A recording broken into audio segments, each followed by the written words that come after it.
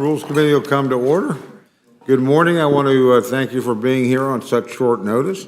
Today's hearing covers two items. First, we'll be taking up the SALT Marriage Penalty Elimination Act. For certain districts around the country, this marriage penalty negatively impacts a great many families and is therefore a top priority for our colleagues representing them. I look forward to the discussion from our witnesses on this issue, including from my good friend, Mr. Lawler, who represents one of the districts most affected by this policy. We will also take up House Resolution 987, a resolution denouncing the harmful anti-American energy policies of the Biden administration. Last week, President Biden announced that his administration would halt permitting for new liquefied natural gas, or LNG, export facilities. This is just the latest in a long line of policy actions taken by President Biden that will set back American energy independence, damage the economy, and hurt the American people. Natural gas is a critical part of the American economy. It's especially true in my home state of Oklahoma, which is the fifth largest natural gas producing state in the country, with nearly 350,000 jobs in the state tied to the natural gas production. For my constituents, supporting natural gas production is not an academic exercise. It's how hundreds of thousands of Oklahomans feed, clothe, and shelter themselves and their families.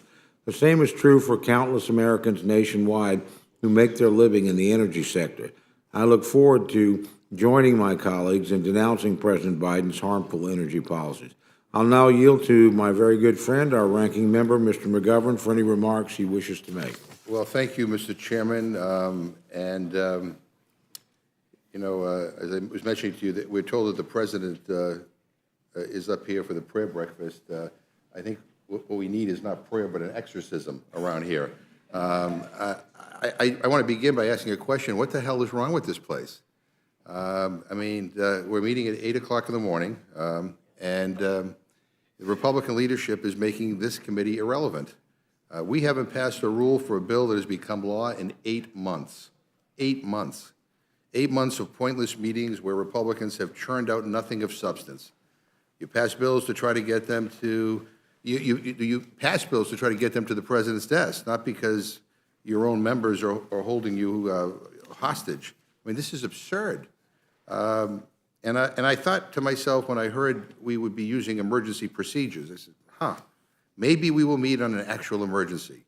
Maybe we'll meet on a bill about climate change, or maybe we'll pass legislation to help Ukraine, or address the conflict in Israel, or the epidemic of gun violence, or opiate deaths, or rising child hunger, or the decline of democracy around the globe. And I come here to find out it's this. This is what we meet on. This is the big emergency. Fixing something you guys broke in your tax scam 5 years ago. This isn't an emergency. This is offensive. We don't have emergency meetings to tee up legislation for the following week when we have actual emergencies. We have had floods and hurricanes and blizzards hit this country, and this committee doesn't hold an emergency meeting. The emergency we are meeting on today is Mike Lawler and his New York Republicans' election, because the House just overwhelmingly passed a tax bill that did not include a SALT fix. So now we have to rush to pretend that they're solving the SALT problem. I will say this meeting gives us a chance to remind everyone how terrible the GOP's tax scam really is. It gave 83% of benefits to the top 1% of Americans. So yeah, we need to look into rewriting or overturning not just this part, but the entire damn bill. But that's not an emergency. Not when we've been telling you since Trump passed it that your tax laws sucked. It was a giveaway for billionaire corporations then, and it's a giveaway for billionaire corporations now. It was all for ultra-rich CEOs and Fortune 500 companies. It screwed over the American people, hardworking Americans. And now, all of a sudden, the other side appears to have woken up to the fact that it was a disaster. This SALT thing is also the worst possible version of a fix, too. It would only apply to a single year that is already past, 2023.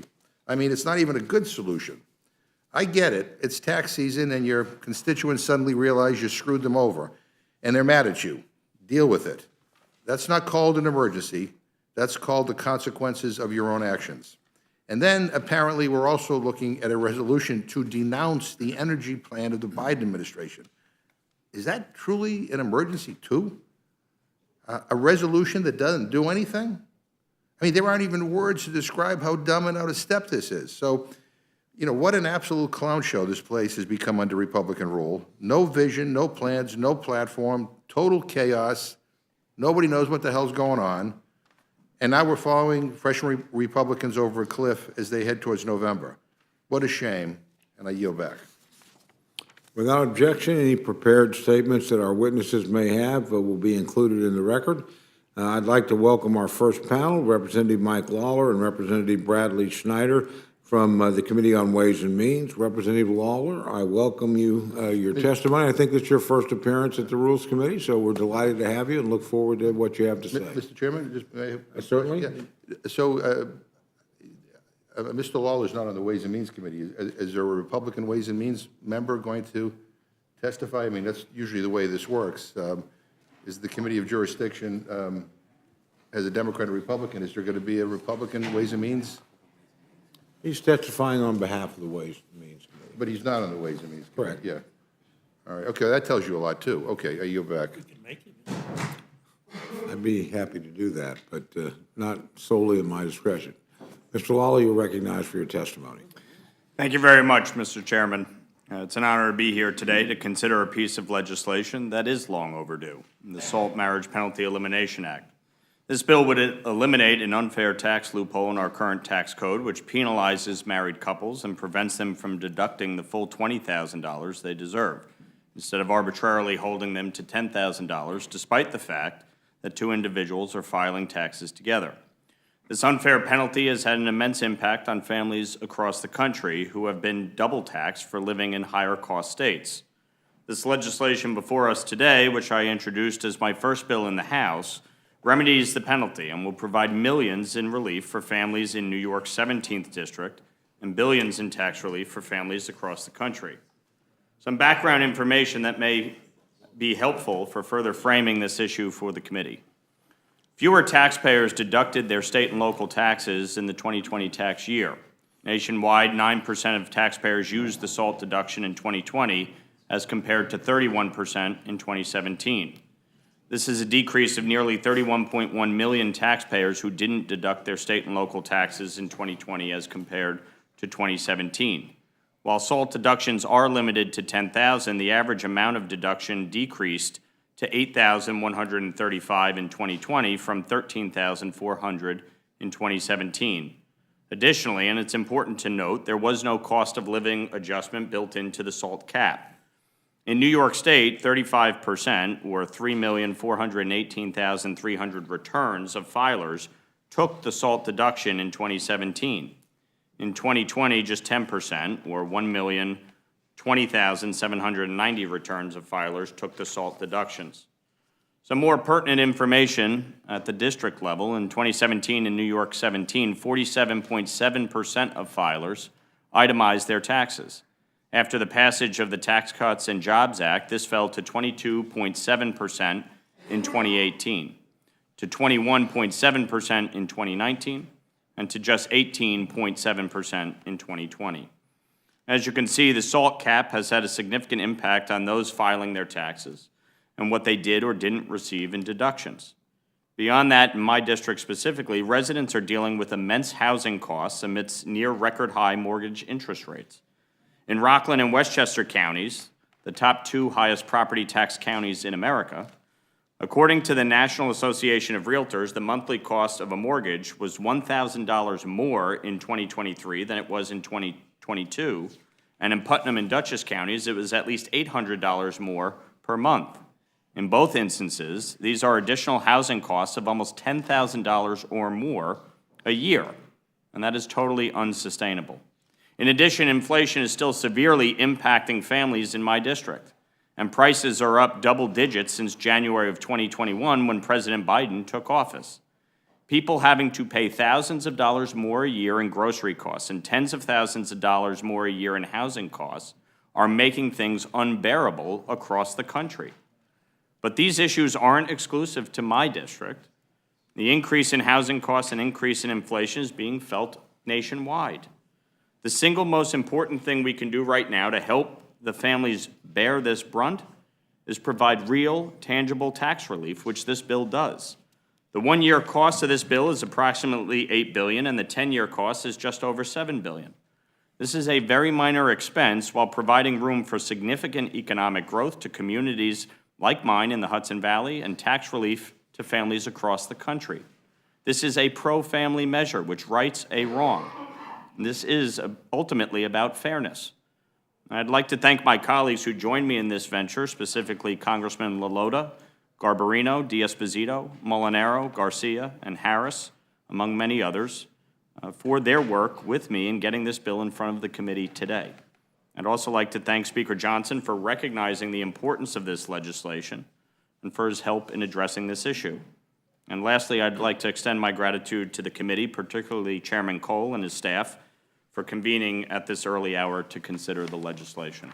Thank you, Mr. Chairman. I yield back. Thank you very much. Mr. Snyder, you're recognized for your testimony. Thank you, and it's an honor to be here this morning. I do have the same question that Mr. McGovern asked in the beginning, is why are we here? But I have another question as I look at what we're talking about this morning in this bill. I'm going to channel Peggy Lee and Jerry Lieber and Mike Stoller. What is that all there is? I agree with my colleague, Mr. Lawler, that the penalty of the cap on the SALT deduction isn't fair. That the working families who are bearing this burden in states like New York and Illinois need real relief. But they need real relief, something that's going to make a difference. The SALT cap is a penalty on working families.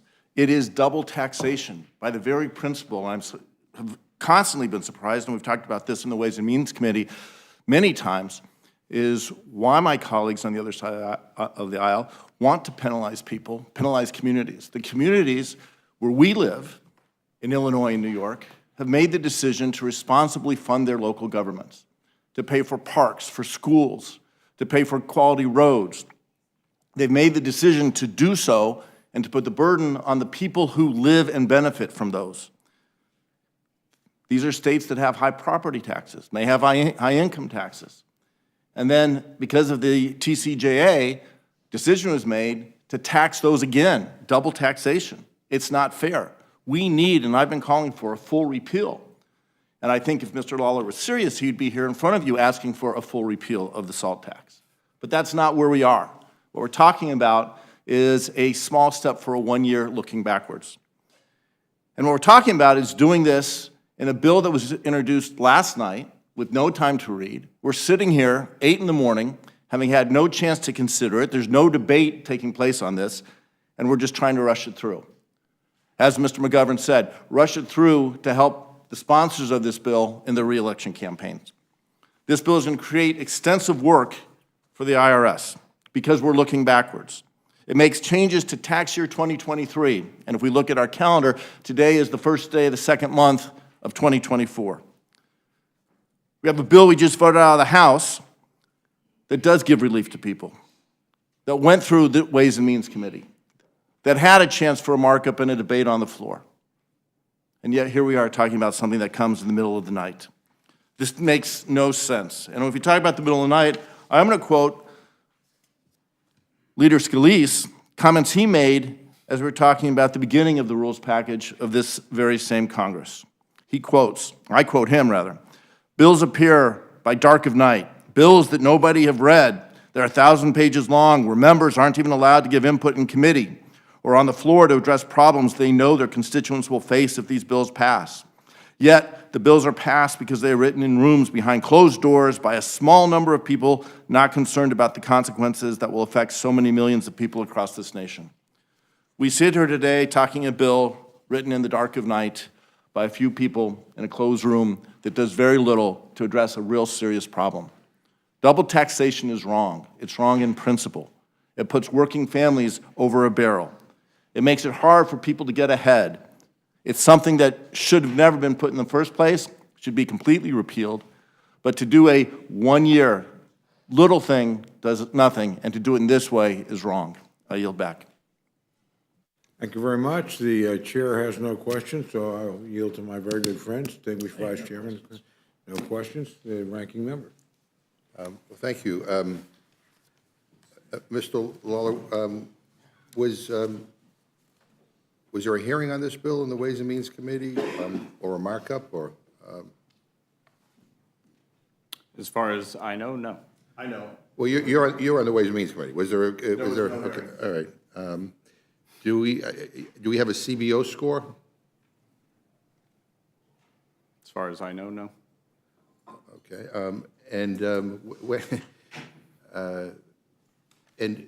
and when is this coming to the floor? Does anybody know?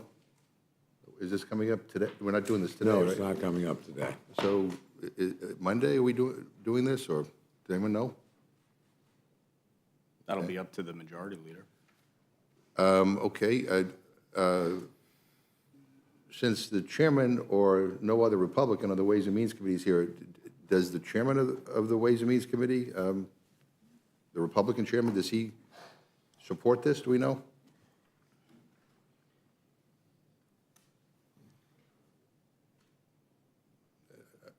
I don't know, that's not a trick question. I'm just trying to figure out, like. If I can, Mr. McGovern, Yeah. this is. No, because we all talk about regular order, and committees do We haven't hearings and gotten that. markups, and, and I don't agree with the chairman of the Ways and Means Committee on very much. I'm just wondering whether, do we know whether, let me ask you another question. Do we know whether the Freedom Caucus will vote for the rule to allow for consideration of this? Do we have an assurance that, because, I saw you switch your vote on Tuesday, Mr. Lawler. You were about to take down the 6th rule of the year, and reports said that you switched your vote because you got a meeting with wait for it, the guy you were already meeting with. I mean, it's kind of interesting, but I'm just trying to figure, you folded for this? I mean, I'm trying to figure, what are we getting here? What is happening?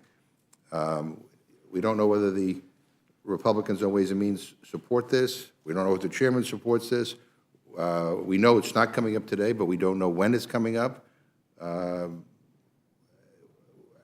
Do we know whether did you get an assurance that Republicans on your side would support the rule? We are continuing to work to get this bill to the floor and passed on the floor. The first step is to come through this committee, which is why we are here today. I find it entertaining to listen to lectures about repealing the SALT cap when Democrats had full control of Congress and the White House. They did no such thing. Let me give you a little information about what the first step should be.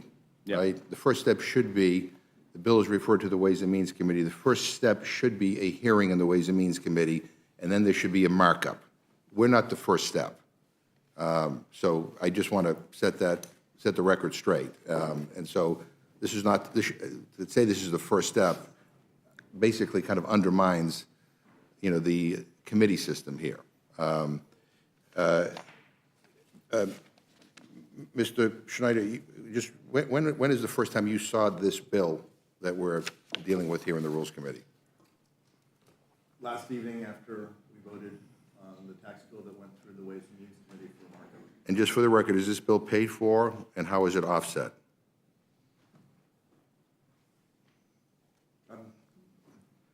Is this bill paid for, and how is it offset?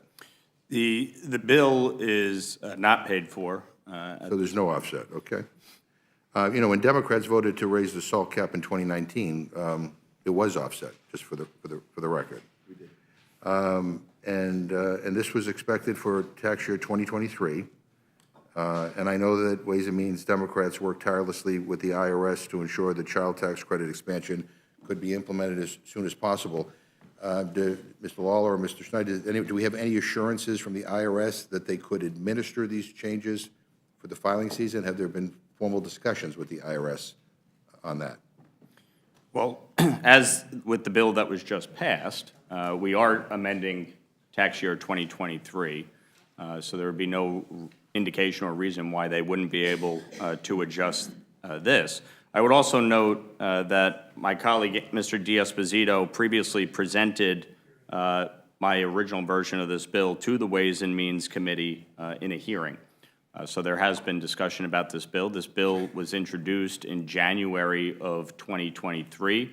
It was reintroduced last night with a minor change, but the objective is to provide tax relief. And I would think, especially coming from your state, Mr. McGovern, or Mr. Schneider's state, that you would want to provide tax relief to hardworking middle-class families. That's what this bill is about. And whether it only applies to 2023 or years forward, the objective is to provide tax relief. The Biden economy has caused Well, I chaos appreciate for that, but. hardworking right, families but I across guess this that my- country. And I'm going to yield to Mr. Schneider, but I do know that there were lots of conversations with the IRS and members of the Ways and Means Committee to make sure that what just passed yesterday, if it were to become law, they could implement, right? And, you know, again, I think those are pretty important conversations, given the fact that we are now doing that. And so the answer to whether there were any conversation with the IRS is no. Mr. Schneider? No, I think that's a good point, and just to clarify something, you know, every committee has what we call Members Day. And it's when members not on the committee can come and present their priorities. It's not a hearing, it's a chance for members to share their priorities. This bill hasn't been presented in committee, it hasn't been discussed in the committee. What we passed last night, which had a child tax credit, real relief to working families, the Committee on Ways and Means. The Committee on Ways and Means worked very closely with the IRS to make sure that what we were talking about, what we were proposing, could actually be implemented in a timely and efficient way by the IRS. In fact, the only information the IRS needs to administer the child tax credit changes are the number of children and the individual or family's income. Those are items that the taxpayers are already required to put on their tax returns. There's nothing new in that information. What we're talking about today is something completely different. As Mr. Lawler noted, a substantial number of taxpayers who are affected by this are claiming the standard deduction when they file their 2023 tax return. That's what Mr. Lawler presented in his first opening remarks. And because of the current law with the $10,000 SALT cap, many of these families don't have enough other itemized deductions to make sense of that. For example, someone who is perhaps a little bit older, has paid off their mortgage, they're not going to have an interest deduction. Maybe they don't have enough income that they're paying a lot to charity. The standard deduction for last year was $27,700. They would need at least another $17,700 in deductions to make any sense for this. So this is all new information that is not included on that. It doesn't include on the tax return the state and local tax payments the individual makes. So the IRS doesn't have an easy way to address that. We're in a situation that's going to create a heavy workload for the IRS that's already burdened, delaying return processing and potentially the refunds that many people count on. They need this information. There is a process that should go through in this House. We talk about regular order all the time. My colleagues on both sides talk about regular order. A bill is introduced, it goes to the Committee of Jurisdiction, the committee has a hearing, does a markup, and then it comes to this committee. It is not a starting point to start at this committee, it is the ending point, the last point before it goes to the floor. So unlike what we saw last night, where we worked it, we went through the process, we coordinated with the IRS to make sure it was feasible, what we're talking about today is something in the dark of the night, something that hasn't gone through the process, and something that's going to create complications and make it much more difficult for taxpayers and the government. I would just note that Member Day counts as a hearing under the rules, and it is a tax cut, so it does not need a pay-for under the rules. No, it may not need a pay for, but, you know, I guess we were in the habit of paying for things because we actually care. When we say we care about the deficit and the debt, we actually mean it. But in any event. You've increased spending by $5 trillion in 2 years. You're not in the habit of paying for anything. Yeah, let me ask you a question. So since you're the only one here on the Ways and Means Committee, does the Ways and Means Committee make it a habit to skip markups of bills that are about to become law? I don't want to speak for all of my colleagues on the Ways and Means Committee, but I suspect, like me, most of them take offense to tax bills and other bills of our jurisdiction not coming through our committee. I find it absurd that we're saying that Member Day counts as a hearing on legislation like this, that, and again, there's no markup, that's the other part of this, but if that's the new standard here, then we, you know, boy, that changes everything. how we do it. Can anybody here answer me, and I'll just end with this, I mean, because I'm just trying to figure out what the hell is going on here. Is this just an exercise in pretend to be able to give some members some video to put in a campaign ad to say that they're fighting for their constituents? I mean, which, by the way, you can't do. You're not supposed to do that. So just so you know, you can't take video from hearings and put it in a campaign ad. But like, what are the assurances that this is real? That we're actually going to do this? That's going to pass? That the Senate will take it up? And you couldn't even assure me that you got the votes here in the House, and you can't even tell me whether the chairman of the Ways and Means Committee supports this. So what are the assurances that this will become law? We can't even get a date when this is going to come up. So can anybody tell me that we get assurances that this is all With for real? with all due respect, for my constituency and for constituencies across this country, this is a very real issue. I'm not saying it Biden isn't. inflation has crippled our economy. It has cost millions and billions of dollars for hardworking constituents all over this country. And so to belittle or demean the effort to provide real tax relief to constituents across this country, where were you? Why weren't you standing up for your constituents, fighting for this to be included in the tax bill? Well, I'm not in the Mr. way- Schneider's on the Ways and Means Committee. Where Where were were you? you? Where were you? Why would you support a bill coming Where out were of you, Mr. committee Where were you, Mr. that- Lawler? That doesn't include salt Where- relief? where- was Senator Wyden? Why didn't Senator Wyden fight for this in his negotiations? Excuse me, I control the time. The first bill that I introduced you can was to filibuster provide when the this Republicans relief. yield to you. But where the hell were you? I've been fighting for this relief. Here we are at the last minute. I mean, your party is in control. And by the way, this problem... This was a negotiation between this Senator Wyden and Chairman Smith. Right, If I may. Who is... I would just ask both, let me interrupt quickly. Just ask both of you not to speak over one another. It's very difficult on our stenographer. So with that, yield back to... Thank you very much, Mr. Chairman. Last time I checked, Chairman Smith was a Republican and part of your party. And Senator Wyden is a Democrat. And number one. Number two, I want to point out for the record, the reason why we have this problem is because of the Trump tax cut that you guys all supported. You weren't here, I don't think, when we passed it, but the bottom line is Republicans supported. That's why this needs to be fixed. Which Senator Schumer could have filibustered in the Senate, but This did needs to be not. fixed. Mr. Schneider. Thank you. Let me touch on two things. First, I'll start with the TCJA when it passed, and we talked about it. And at that time, we raised grave concerns about the impact of the cap on state and local taxes.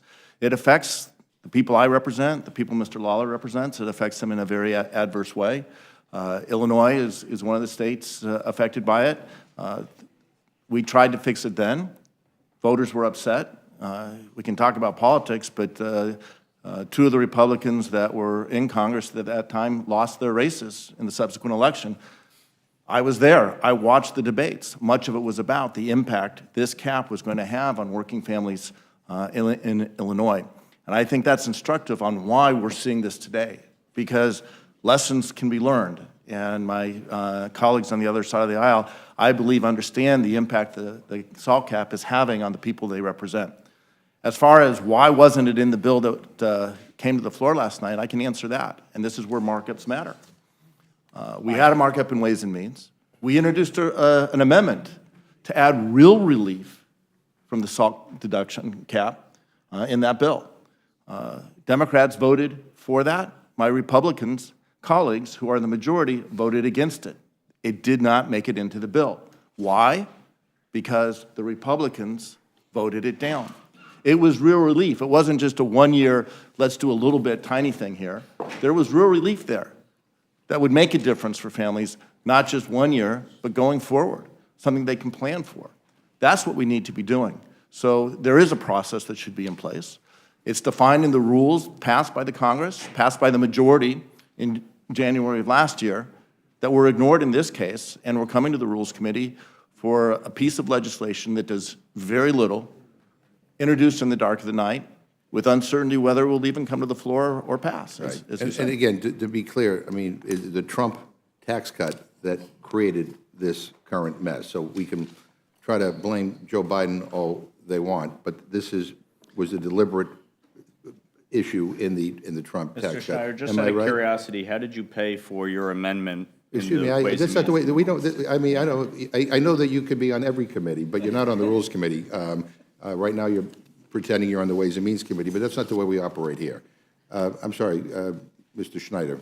No, I was done with my comments. Yeah, I know. And again, I would just say, you know, and I'm happy to yield. I mean, my friend, Mr. Massey, is a stickler for regular order. I'm happy, I don't know whether he believes that what's happening right now is regular order. This is the way we should operate. An emergency meeting at 8 o'clock in the morning on Friday on a bill that we don't even know whether the Republican majority supports. We can't get we have no date when it may come up. Is this, I'm happy to yield to the gentleman if he would like. Is this regular order in your opinion? If you yield me time, I would just yield it to Mr. Lawler, because I've never seen one of us cut people off when they're trying to answer our question. Well, he wasn't trying to answer a question. He was asking a question of Mr. Schneider. And the way I think it works here is that you can ask Mr. Lawler a question or Mr. Schneider a question, but witnesses don't ask each other questions in this. But if you, I'll wait my turn then. I'm just asking. But does anyone here? Could anyone here, maybe a show of hands, think this is regular order that we're following right now? Okay. I mean, look, I'll just close, Mr. Chairman, by saying the idea that we are here at having an emergency meeting on this when there is no assurance that this is even going to come to the floor is absurd. This is not an emergency. If you want to say it is an emergency or provide political cover for one or more of your members, fine. But, I mean, this is pretend. This is not real. And I think we have to fix this. But this is not what's happening here. And we've seen a lot up here under the Republican majority. I've never quite witnessed something like this. But in any event, I yield back. Gentleman from Pennsylvania is recognized for any questions he may have. Thanks, Mr. Chairman. I appreciate it. Thank God for double standards, because if it weren't for double standards, Democrats would have no standards at all. Let me just go through irregular order from the 117th. And this is just a brief list. I could have a more exhaustive list, but the majority in the 117th noticed 49 emergency measures. It's nearly 40% more than the 34 emergency members under the Republican majority in the 115th. Let me just give you some examples. The Democratic majority noticed 4 policing bills in late July, but failed to bring them to the floor. Why did they fail to bring them to the floor? Easy, because of pressure from far-left radicals in the Progressive Caucus. But despite that, they were looking at an election cycle where they needed to bring these bills to the floor. So nearly 2 months later, again, after the midterm elections and facing political pressure, the House Democrats noticed those same bills under what? An emergency designation. Okay, another example of kowtowing to the radical extremists on the far left. The Democrats on 117th, the Rules Committee called an emergency meeting on the Protecting Renters from Eviction Act of 2021. That was after the House waited in limbo for nearly 9 hours. The majority failed to even report the so-called emergency from the Rules Committee. On 4 separate other occasions, the Democratic majority announced meetings on bills before text was even available. We didn't even have text, if you remember that, and we were here expecting to debate in the Rules Committee. I could go on. There was also irregularities with the massive bill, which was Build Back Better. But again, the hypocrisy and the double standards are totally, they're just amazing when you look at the totality of the irregular order we were under during Democrat control. It was asked of my friend, Mr. Lawler, where he was on all this. I can tell you where Mr. Lawler was. We have been in negotiations since Mr. Lawler got here. We've been having talks with him, Mr. Desposito, Mr. Laloda, others, numerous times, not just this week. But Mr. Lawler, would you like to respond to any of this and talk about the process here? Thank you, Mr. Reschenthaler. The very first bill that I introduced was a version of this bill. And the reason I introduced eliminating the marriage penalty was because I understand that at the end of the day, we have to find compromise. Yes, I would like to have unlimited salt back. Yes, I would like to lift the cap on salt. It expires in 2025. So if we do nothing at all, it expires. But our constituents need immediate tax relief because of the failed economic policies of Joe Biden. Inflation has crippled our economy. The cost of living has skyrocketed. The cost of energy has skyrocketed. The ranking member may dismiss the resolution that is coming after this, but the reality is that when you restrict natural gas, when you restrict oil, it actually has a negative impact on our economy, on cost of goods, on cost of transportation. This is an existential crisis for families all across the country, but especially in districts like mine. The ranking member comes from Massachusetts. The witness comes from Illinois. These are high-tax states. We all know that. And yes, I do believe that folks should not be penalized for living in high-tax states, which is why I have opposed the cap on salt. And I oppose double taxation. But when you are trying to compromise in a divided government, you have to actually be willing to negotiate.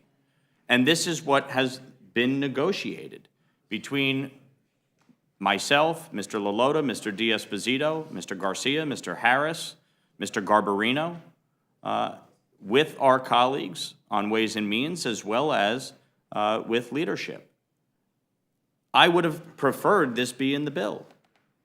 But unfortunately, Mr. Wyden, leading the Democrats, who claim they want to lift the cap on salt, didn't fight to get it in the bill. Chuck Schumer, the Senate Majority Leader from New York, silent. He didn't fight to get it in the bill. When Democrats had complete control of Washington for 2 years, and they increased spending by $5 trillion in 2 years, they didn't lift the cap on salt. They easily could have done that. And in fact, one of your colleagues came to me on the floor yesterday and said, "Thank you for fighting for this. When our party had complete control, we failed to do anything on this. Thank you for standing up for us." So to belittle the attempt to provide tax relief and say, oh, it's not enough. You're on the Ways and Means Committee, Mr. Schneider, and yet did nothing to actually get it done. You could say you offered an amendment. Did you do anything to pay for it? What was the pay for? You're sitting here accusing us of not having a pay for on a tax cut, which doesn't require a pay for, but what was your pay for in the markup? I think what is absurd here is all of us are trying to help our constituents. Democrats fought to expand the child tax credit. I absolutely support that. That's why I sent a letter with Congressman Gottheimer to Chairman Smith a few weeks ago, calling for that. I believe in that. I believe in what was done to support our small businesses who are all struggling under this economy. But providing some salt relief is better than nothing. And if this is the agreement that we can get passed, why wouldn't we support that? You asking me? Sure. I'll yield time to you.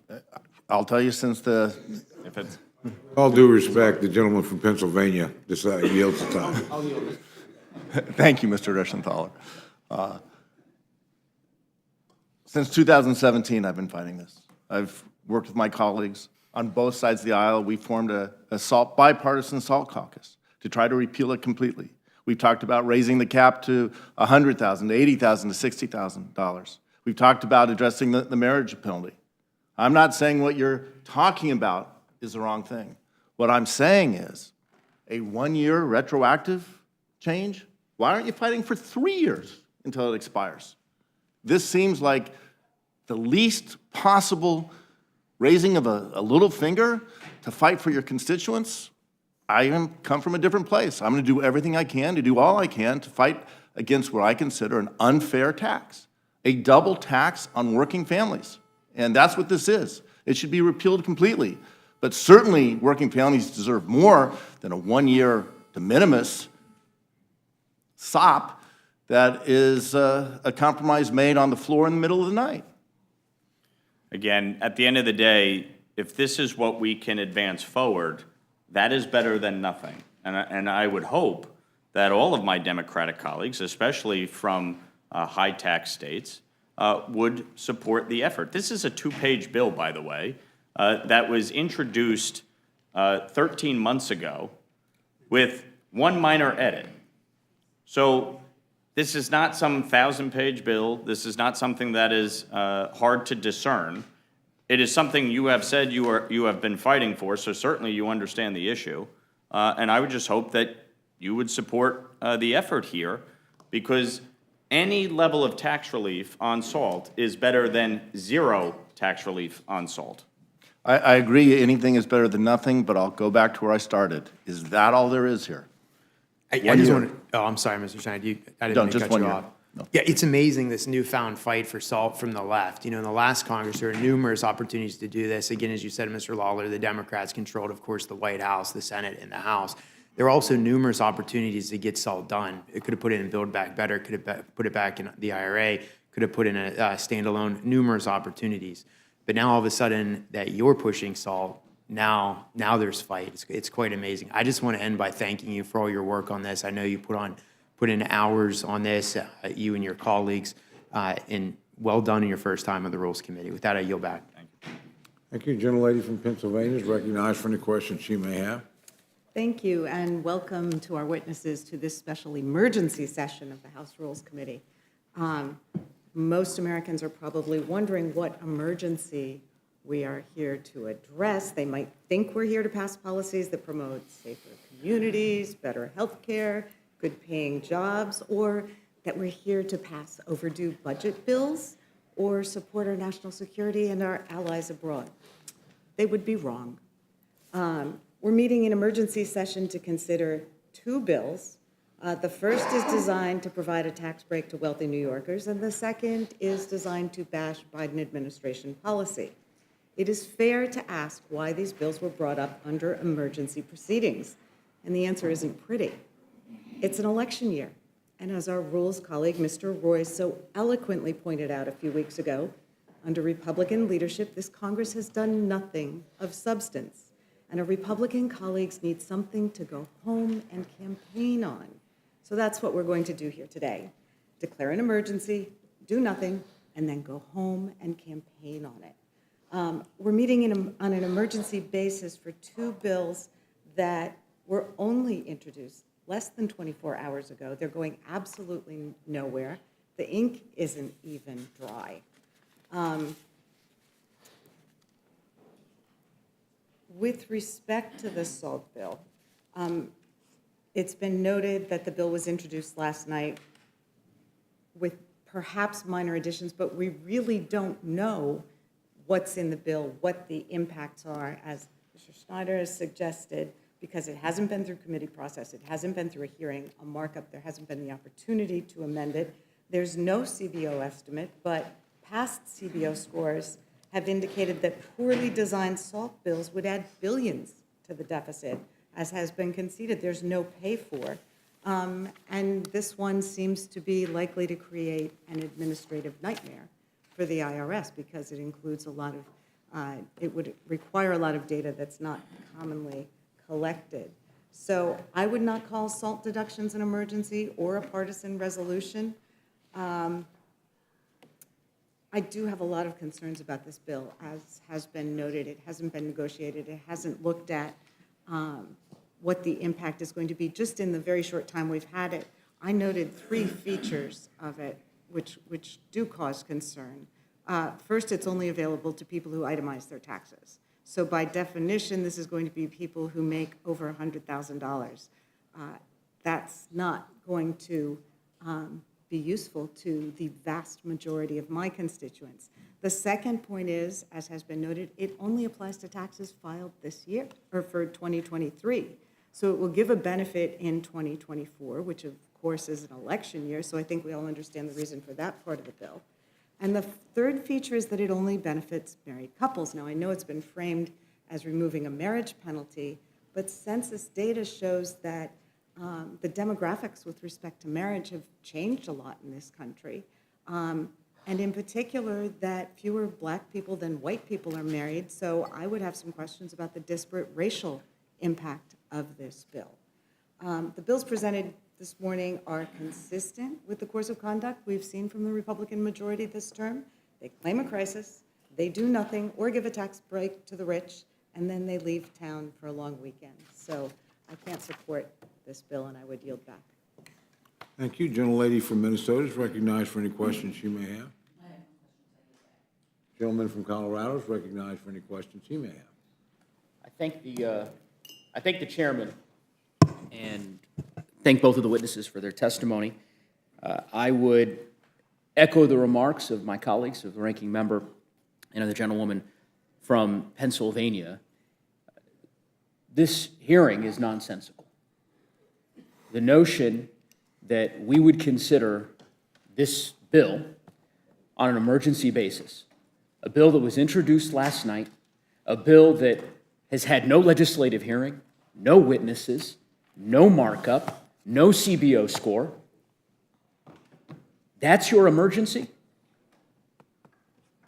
To say nothing of the disregard for regular order for the last year and a half, certainly since I've been on this Rules Committee, I've heard from many of my colleagues on the other side of the aisle talk about the need for regular order, making that their so-called imperative, only to see week after week them jettison the same principles that they claim to adhere to. There's an article in Punchbowl yesterday, I'm going to quote from it, because I think it's a great summation of why we're here. Quote, "In what might be the most predictable turn of events of this Congress, the moderate New York Republicans who were upset about the tax bill, the bill we considered last night, not including changes to SALT deductions, have backed down in exchange for almost nothing. The House Republican leadership has told the New Yorkers, principally Reps Nick LaLota, Mike Lawler, Anthony D'Esposito, and Andrew Garbarino, that they'll work on a bill allowing more deductions for state and local taxes for married couples, possibly for a vote next week. But it's not clear what that bill would even look like according to aides in and outside of the leadership. Of course, we now know in the late introduction last night what that bill looks like. There's a saying, this is from the article, in House Republican leadership circles, moderates always fold. In this case, that is true. But the moderates here really didn't have many cards to play. I disagree with only one sentence in that quote, and that's the last sentence, because of course they did have a card to play. They could have voted against the bill last night if they felt so passionate about this particular proposal, but they didn't. So I recognize that some folks think that this will prove to their electoral benefit, that it'll inure to their electoral benefit. I'm here to tell you it's simply not the case. The American people can see this for the farce that it is. And to my colleagues on the other side of the aisle, in particular those whom I have respect for and have engaged in many a colloquy over the course of this last year in terms of regular order, I would just hope that perhaps you would adhere to the principles that you claim to support. At the risk of quoting Punchbowl twice, a reporter, as Tom knows, reporter Jake Sherman just tweeted this out. I thought it was an astute point. This rules vote, apparently he may be the only person watching this hearing.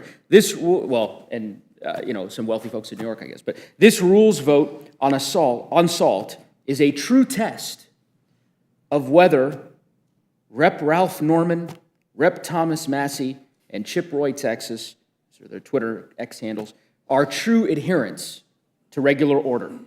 This SALT bill was introduced last night, hasn't gone through committee, no CBO score, et cetera, et cetera. I think he's right. It's a great test, an astute and salient point. Because I just cannot imagine, putting aside the merits, the impact that this bill has, in terms of the hardworking people of South Carolina or Kentucky. I'm not convinced that this SALT proposal is a huge priority for your respective constituencies. Perhaps you'll inform me otherwise. But putting aside the merits of the proposal, certainly with respect to regular order and the need for it, this doesn't fit the bill. And I'm not going to yield to my colleague, Mr. Massey, because I think he's next in the order here. So I eagerly await his rationale. But this isn't the way to do business. It's no way to run a train station, no way to run a government, no way to administer the Rules Committee or a majority. But if your goal is to administer the most chaotic, dysfunctional, and unproductive Congress in the modern history of the country, then this is probably the way to do it. So with that, I yield back. Gentleman from Kentucky is recognized for any questions he may have. Well, the one unfortunate fallout of the digital age is we can't line our bird cages anymore with those hill rags because we're reading them online.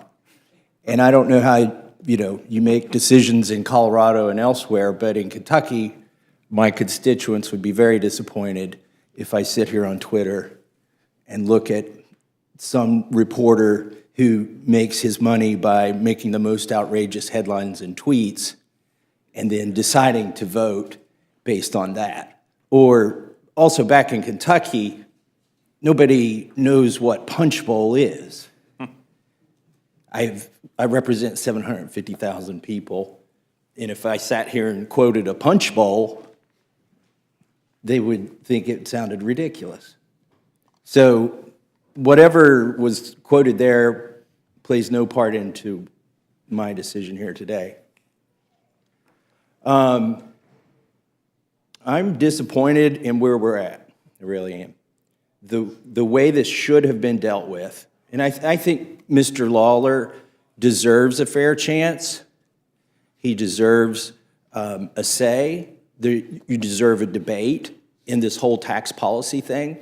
And I think last night was unfortunate. I mean, we brought a bill to the floor under suspension. We didn't bring it through this committee. We should have brought it through this committee. I think, and I didn't vote for the bill last night.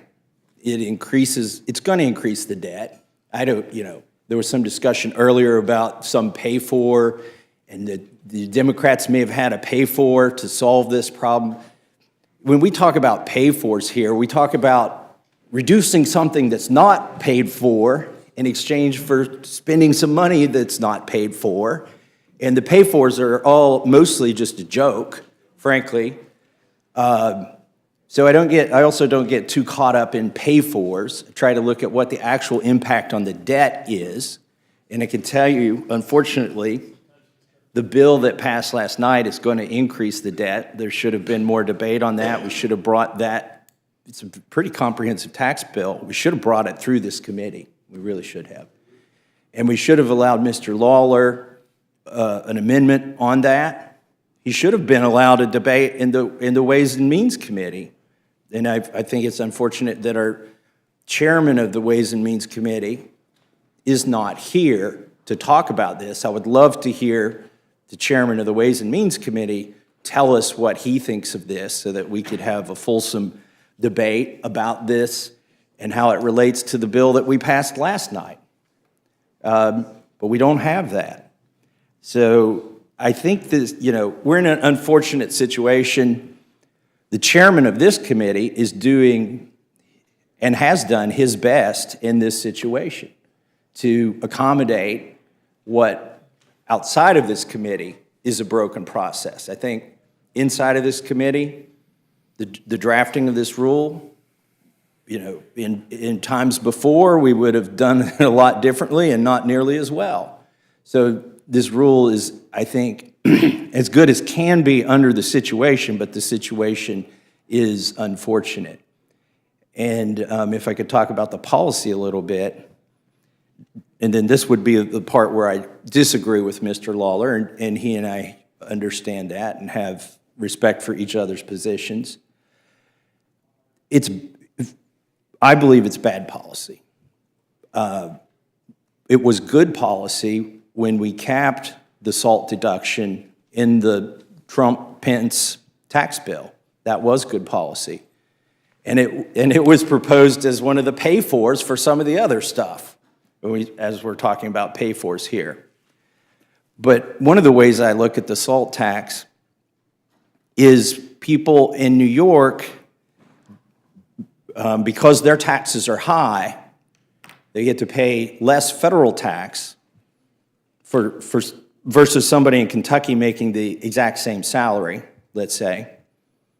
You know, salary differences on average notwithstanding, but somebody in Kentucky making $300,000 and paying federal taxes is going to pay more to support our military, the national defense, than is somebody in New York making $300,000 and paying federal taxes because of the SALT tax deduction. Now, is that equitable or not? The people in Kentucky would think not, that everybody should share equally in the burden, for instance, of our national defense or the defense of our borders or some of the other, NASA, some of the other federal programs. So I think it's bad policy for that reason.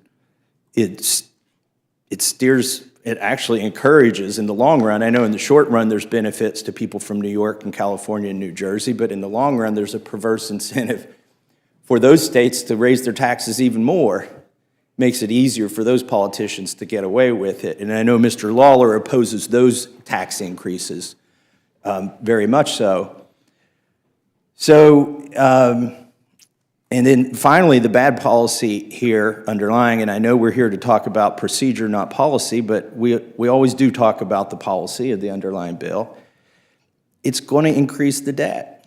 It will increase the debt. I don't want to misquote Mr. Lawler, but I think he said it was going to cost $7 billion. Is that right? So, and when we say cost, it's not really fair to say cost because we're letting people keep more of their money, but the net effect on our budget is going to be $7 billion if this happens on the floor. And I find it interesting, like virtually every Democrat in this committee would vote for this bill if it gets to the floor, and they're here pounding against the bill. So I appreciated Mr. Rushenthaler's comments.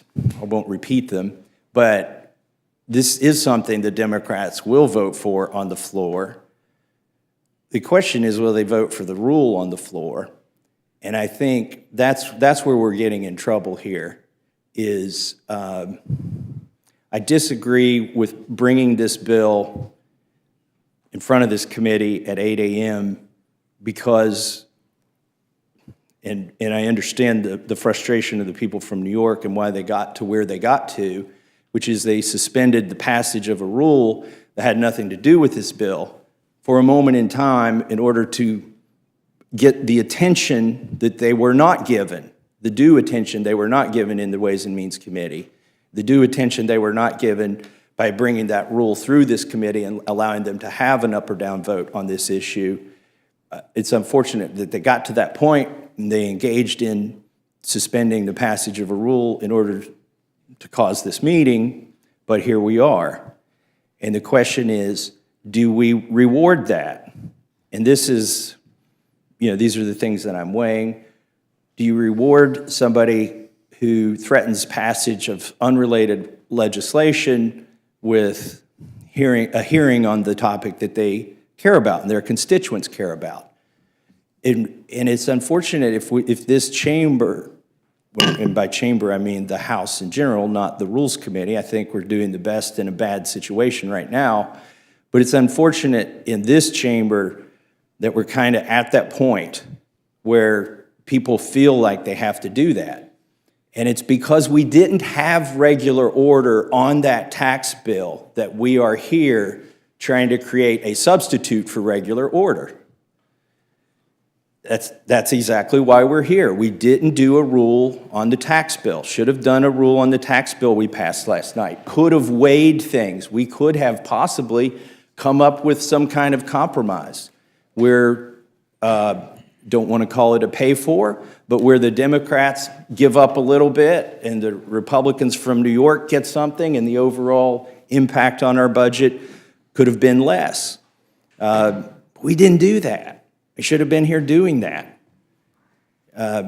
So I guess that's all I have to say on this, and I'm looking forward to more quotes from Twitter and the Hill rags. It's unfortunate, as I began with, that in this digital age, we don't have their materials to line our bird cages anymore. But that's the due respect that they deserve in these hearings where we consider very important issues very important to people from New York. And I do appreciate the passion and the diligence with which Mr. Lawler is pursuing this issue for his constituents, even though I disagree with him on the policy. And with that, I yield back. Thank you very much. Gentlelady from New Mexico is recognized for any questions she may have. I'll begin by yielding to our ranking member. So the gentleman asked, how would we vote on the rule? Well, you made it easy for us to vote no because you couldn't help yourselves. You had to slip in another gratuitous, nasty attack on President Biden and his, and your disagreements with him on his energy policy. So this is not a rule that will be brought to the floor just on the provision we're talking about. You loaded it up with another meaningless, non-binding attack. So yeah, I expect every Democrat to vote no on this. And by the way, we're not bringing down Republican rules. You are. You're the ones who bring down Republican rules on a regular basis. So, yeah, we'll have no problem voting against the rule that brings to the floor a bill that is a politically charged attack on the president that is non-binding, but you just can't help yourselves. I yield back. Thank you, Ranking Member. And I think it really is important to think about the second emergency matter that we're dealing with today, because I don't know that it's an emergency when the United States has had record production of crude oil, 13.2 million barrels a day, more than Russia or Saudi Arabia.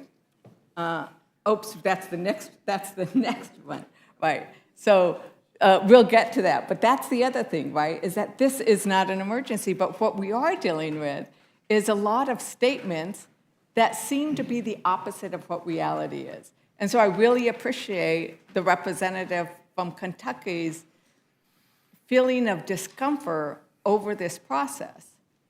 But in the end, the question will be how the representative from Kentucky, who is bothered so much by this process, will actually vote.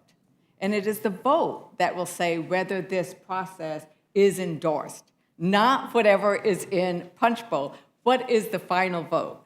And the other thing that we come to is with regards to this bill itself, we need to remember Representative Lawler went through why it's so awful, the SALT bill. The SALT bill, the SALT cap, Trump tax cuts, right? It was Republicans who imposed this cap. And why did they do that? They did that so they could push through the tax cuts that primarily benefited the wealthy. Is that right, Representative Schneider? It's true. That's a good that's a nice and easy thing. The reason we are here today on this issue that Representative Lawler is so upset about for his constituents is because his own party and the likely nominee of that party prioritized wealthy corporations and the most wealthy in their tax cuts. And then with regards to those who care about the deficit that we heard about today, remember, it's the Bush tax cuts, it's the Trump tax cuts that represent about 56% of what the deficit is. That's what we need to come back to. That is where the deficit has its biggest roots. And if we actually repealed those tax cuts for the wealthiest corporations who do not pay any taxes, we would actually be on our way to a better fiscal policy once and again. This gives us an opportunity not to talk about the emergency, but really about the priorities. Because the priorities of the Democratic Party are always standing with the working families, with the regular folks, as we say, not with those richest corporations. Every time we come in this Rules Committee, they're bringing us bills that like favor the banks over the consumers. They're constantly attacking the consumer, the agencies that protect the consumers, and said, no, let's go with the banks. And so this problem that is faced by Representative Lawlers and many other constituents is not of our making. It's of the Republican Party and their priority for the wealthy. That is why we're here. And with regards to emergencies and the idea that this is an emergency and we didn't have emergencies, I'm sorry. During the 117th Congress, there was actually a real emergency going on, and it was called a pandemic. It was called a pandemic. And we were having to deal with making sure that our economy did not go off a cliff. And thanks to Democratic policies, we did not go off that cliff. Thanks to Democratic policies, people didn't get kicked out of their homes and evicted, which was one of our emergencies that we dealt with. Thanks to Democratic policies, we have added more jobs than any other president. Thanks to Democratic policies, we averted a fiscal and economic emergency. And I want to, Representative Schneider, I think you might have wanted to respond to some of the issues that were raised. Thank you. It was raised earlier about this idea of folks in some states paying more in taxes than others. The states that are most affected by this SALT deduction cap are, first of all, they tend to be blue states, but states like Massachusetts, New York, Illinois, Minnesota. And they're also the states that pay more to the federal government than they get back in return. And just a quick look, New York, Mr. Lawler's state, only gets back 74 cents on every dollar paid in taxes. Minnesota, Mr. Bishop's state, gets back 69 cents. Illinois gets back only 60 cents. Massachusetts gets back only 54 cents. Kentucky, where the claim was made that the SALT deduction is unfair, the high-tax states are taking advantage of other states, Kentucky gets $1.89. In reality, it's the states that are being penalized by this SALT gap are subsidizing states like Kentucky. And it is double taxation unfair, subsidization unfair, and we need to repeal the SALT cap. Thank you, Mr. Schneider. And, you know, I do agree with the representative from Kentucky, as I would have liked to have had the bill that we passed yesterday come through this committee, because I would have liked to have seen us improve the child tax credit. Because when Democrats passed their child tax credit under Democratic leadership in the House, we did so much more for our children. We focused on the children, gave more to the children than we did to the big corporations. And I voted for that tax because I'm going to, that tax cut and what we did last night, because I'm always going to be for the kids.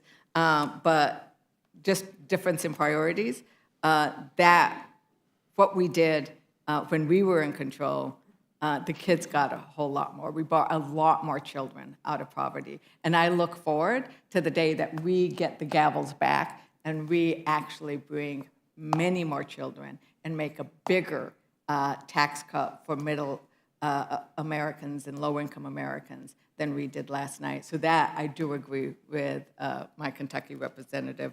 And with that, I yield back, Mr. Chair. You, gentleman from South Carolina, is recognized for any questions you may have. Thank you, Mr. Chairman. Mr. Legislator Fernandez, let me just mention that, as was brought up yesterday in the Budget Committee, under the Trump tax cuts, it brought in an extra $1 trillion of income that would not have been there. You know, and I guess I get the Democrats always speak of the rich, the corporations. I don't think you understand corporations don't pay tax. It's the everyday mom and pop that invest in stocks that pay tax. It's not the corporations themselves. And I think it's kind of ironic. You talk about, this hearing being, out of order. And I would have preferred, going through regular order. I would have preferred on the tax bill that we voted on yesterday, I voted against. I thought it should go, and I made that known at caucus meeting. But be that as it is, Ms. Gallen, I wish we were debating national security here. I wish we were debating the high price of gas and oil. I wish we were debating the border control. We've got an administration that is completely out of control. The people know it. The words cannot mask over what this administration has done to this country. And yes, Ms. Ledger Fernandez, to our children. When I see the on TV, and I could care less about what the rag says. I don't care. They're going to do what they're going to do. But when I see in New York, police officers who put their lives on the line being beat up by illegals, when I see the 4,000 children that were displaced, that displaced 2,000 children of Americans who paid into the tax system, they support our country. They pay into our Social Security, our Medicaid, our Medicare. When I see all the damage that this administration is doing to this country, to offer a small tax cut basically to the states that Mr. Lawyer represents, I will gladly do that because it's the right thing to do. Name me one, go on Main Street, USA, you tell me, let them explain to you how life is better now under the Biden regime. They will not tell you that. I'm in the real estate business. I'm from a state that is getting people coming in. And I'm sorry, the paychecks have diminished. What they're paying at gas to foreign countries that don't like us, the threat that we're under, and it's not a laughing matter. The threats that we're under today that are here and now are directly a result of an administration that's gone off the rails, and that is, it's going to be hard to walk it back. The next administration hopefully will be a different one that will walk back what the damage that this administration has done. But I defend what Mr. Lawler is doing. I told him, I'd rather have it go through regular order, as I would everything. But under Nancy Pelosi, how much regular order did we have? We had closed rules. We couldn't offer amendments. And I was one of the ones that with Kevin McCarthy, was one of the big issues we had with him. Along with a host, that was one of the issues, a host of other issues, like putting forward term limits, like single subject amendments, like reallocating the MTV, which at the end of the day did him in. But bottom line, there were a host of other things that we asked for. All of us did, or the three of us here did. So, no, to offer this small tax advantage that's going to expire in 25 anyway, I will do this all day long. Voted against the tax bill yesterday. I didn't agree with a lot of it. A lot of it I did, but for the most part, I did not. So I just offer that, and I unabashedly support this. And to hear the words that come out of my friends on the other aisle is really astounding. Will the gentleman So, yes, sir. Well, I would just say, with respect to one piece of data, House Republicans have had more closed rules to date than House Democrats did in the 117th Congress. So I'm just, facts are facts. You can talk about regular order and your complaints under Speaker Pelosi, but the data is the data. You've had more closed rules to date than House Democrats did in the 117th Congress. House Republicans haven't brought successfully a bill through a rule, but 8 months, May, I think, of last year. So, I just want to make sure that's clear. Sure. And the ranking member mentioned that, we don't have the assurances it's going to pass in the next House. When do we ever have assurances that anything's going to pass? I can't judge that. But all I can say is on this, and what is amazing is it's a novel idea to give money back to the taxpayer from y'all's end of the spectrum. We want to give money back to the taxpayer. They earned it. And the answer of my Democrat colleagues, tax more, tax rich, tax everybody. Would the gentleman yield? And that's what I'll give you time. I'm more than happy to. But to hear under Democrats, the children are going to be better, the economy's going to be better. Tell me how you back that up with what's happened over the last 3 years. You cannot. I yield to Ms. Ledger Fernandez. Thank you. Thank you so much, Representative Norman. And at the beginning of your conversation, you said that I didn't understand that corporations don't pay taxes, but individuals and families do, something like that. No, But I think those were your words, and maybe you meant something else. No, here's. Part of our problem is indeed that corporations are supposed to pay taxes, right? That in order to have a tax regime that is fair for everybody, we think that there should be a fair tax policy, and that we should have those who can afford more pay more, and those who can't pay their fair share, but they should not be paying more. The famous, the secretary should not be paying more as a percentage than the CEO, and that happens too often. And corporations, the Trump tax cuts took it from 35% to 21%. And then we have, I think it's the top 50 corporations actually don't even pay that. There are too many loopholes. It is an unfair system. And that's what we're looking for. We're looking for a fair system so that you don't have the wealthiest corporations getting away with paying nothing. And that is what we are constantly raising as a problem. And you were going to yield to... Well, I want to give you... Let me just The respond. co-accusers. Yeah, I'll give See, Mr. Goose. this is what happens when you sit next to him. You start getting into this whole call. I'm just saying, what I mentioned was, you keep hearing corporations, don't pay their fair share. Look, corporations have stockholders. The profits flow to the stockholders, and they pay the share of tax. The stockholders are the ones that pay for this country. They're the ones that they carry this country. So when you say that, I hope you do know that corporations themselves now, if they're private companies, yes, they pay. How do you explain the $1 trillion extra income that we had under the Trump tax cuts? I don't think you can.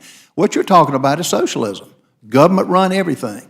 And that's I mean it, that's basically what you're talking about. I actually am a big fan of capitalists. I am a capitalist. I believe that what we have, though, right now is we have a system where we don't have enough competition. The essence of capitalism is a lot of competition, and we don't have it. We have too many big corporations that control. So that's just on the socialism part. With regards, I will send to you, I don't have it here, I often enter it into the record.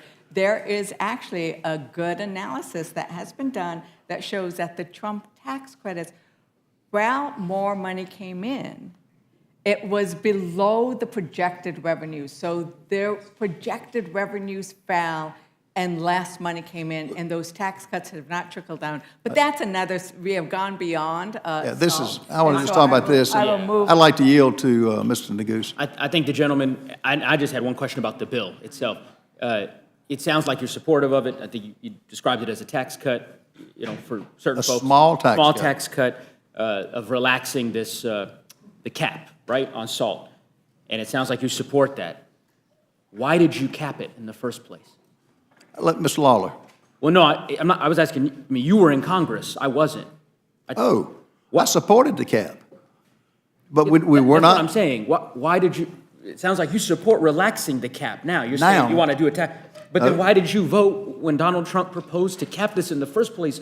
Republicans all voted en masse to cap salt. And now 4 years later, 5 years later, you're here telling me that now it's a tax cut, that you voted, so you voted to increase taxes before, but now you want to cut them? I don't understand. Very good question. I voted to put the caps on because I didn't think the blue states should be bailed out for high tax policy. Look what's happened in the last 4 years under your administration. Okay, the Biden administration, name me one person who's not paying.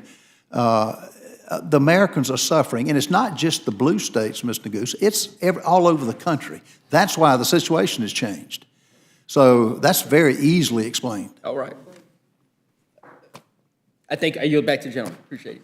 Ms. Lawler, would you like to say anything? And by the way, I admire your fever. You're battling to give money back to your. Now, I will say, to be upfront, back in the day with Trump was here, if you would make the same argument, I would tell you I'm not supporting it.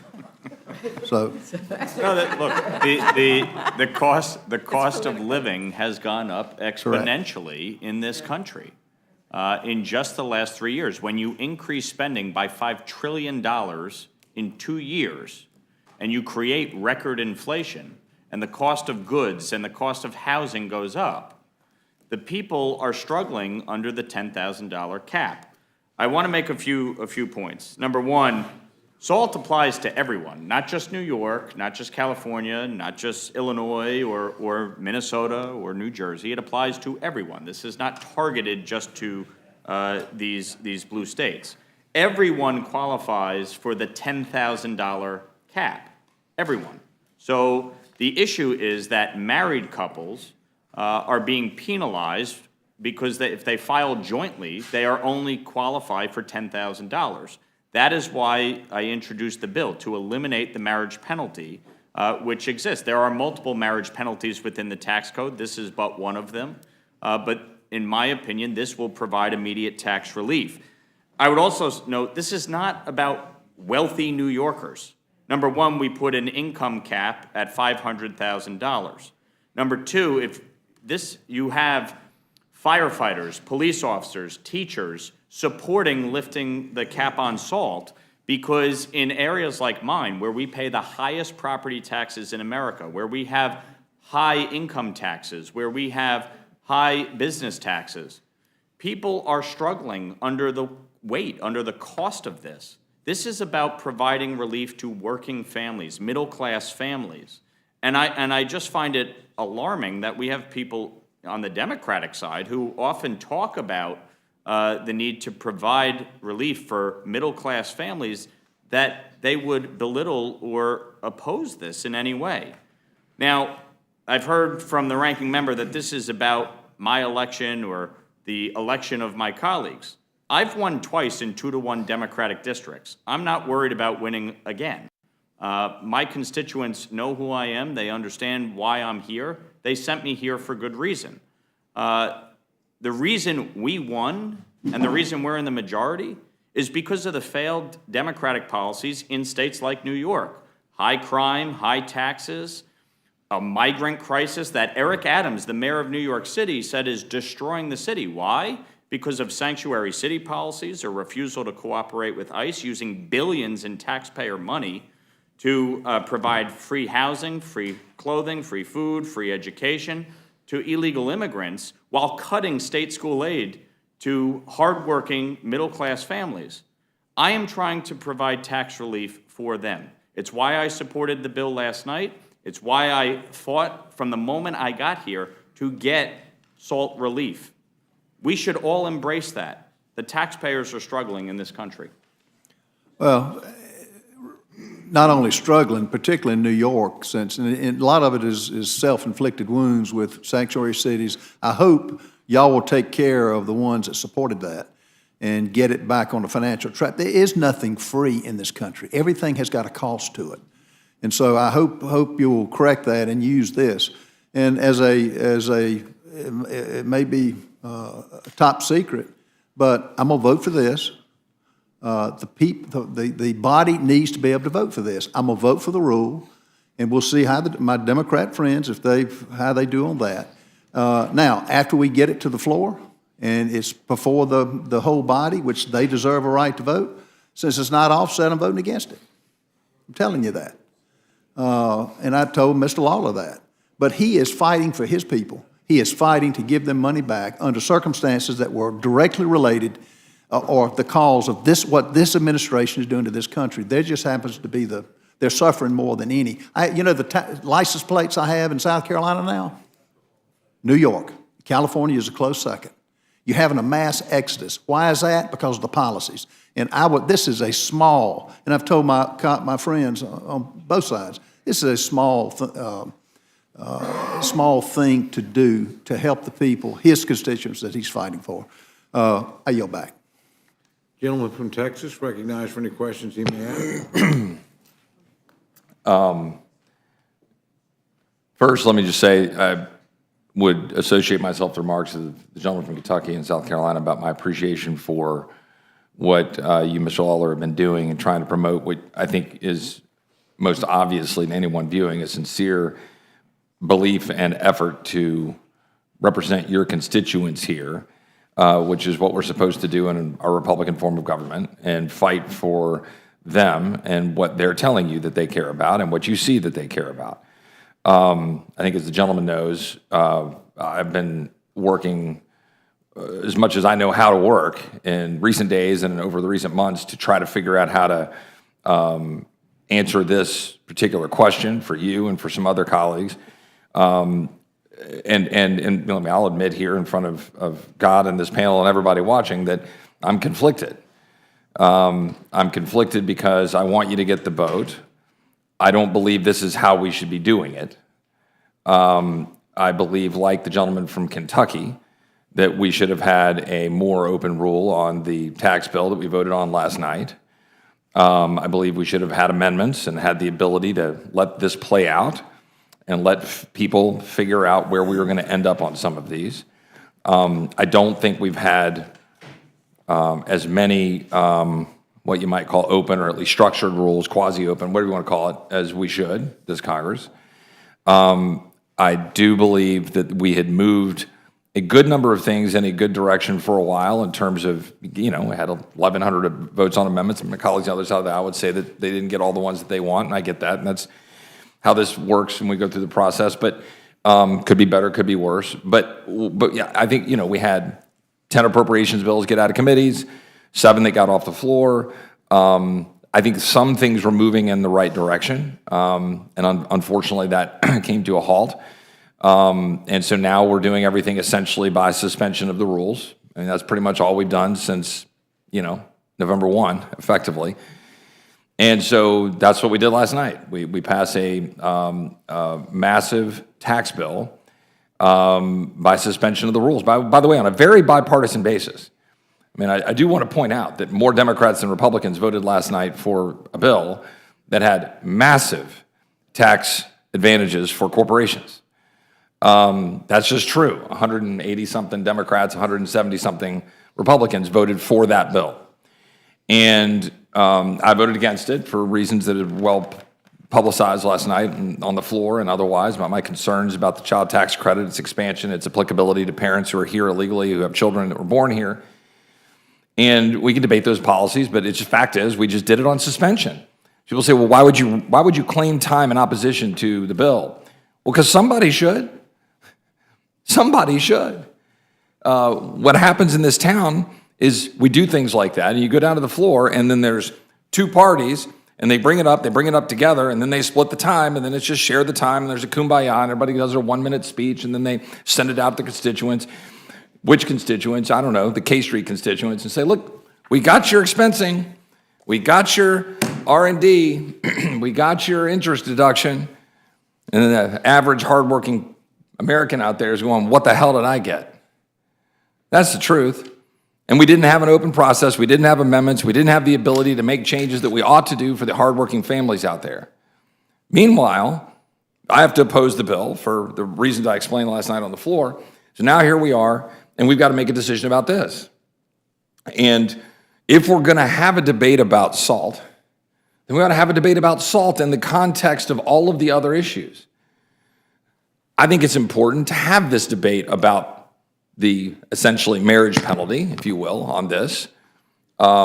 It's real, and it does affect some what you would call middle-income earners, but it also affects people who are not middle-income earners. There's a cap on this one. I'm trying to process the cap. It's $500,000. I put it in the context. I have no idea. I haven't been able to study it. I haven't been able to look at it and see, well, what's the actual impact? How much of this is going to wealthy earners? How much of this is going to middle-income earners? I think our whole system is pretty corrupted, by the way, from top to bottom. As I said in the Budget Committee, my Democratic colleagues will sit there and say, you can't even mention the word Social Security and Medicare when we're talking about literally voting on a debt commission. You can't mention it. But on the other side of the aisle, you can't mention taxes, or I don't know, Grover Norquist is going to come after you with some sort of, hammer or something for violation of some pledge you took 12 years ago. And this is where we are in this town.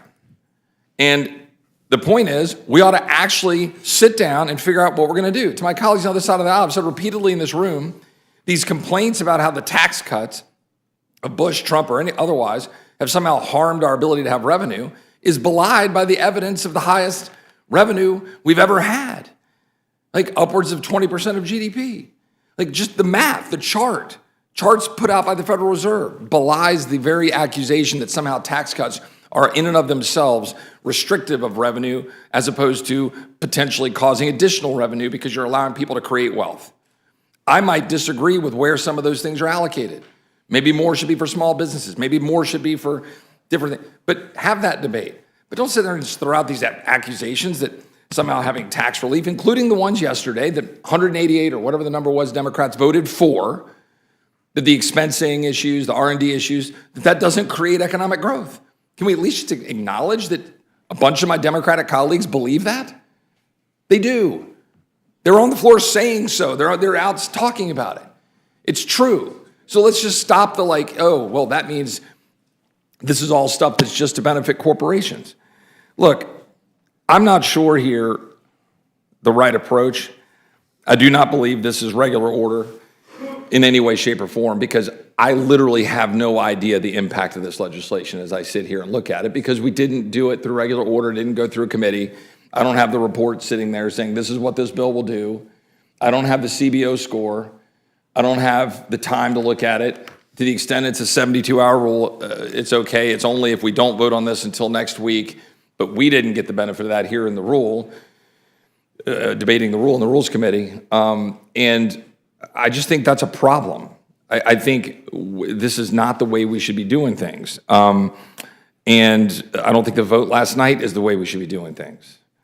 And I think there are so many areas here where we could actually have bipartisan or at least multiple forces within the conference, despite our violent disagreements on a lot of different things, be able to come together on some of these issues to make a good decision for the American people.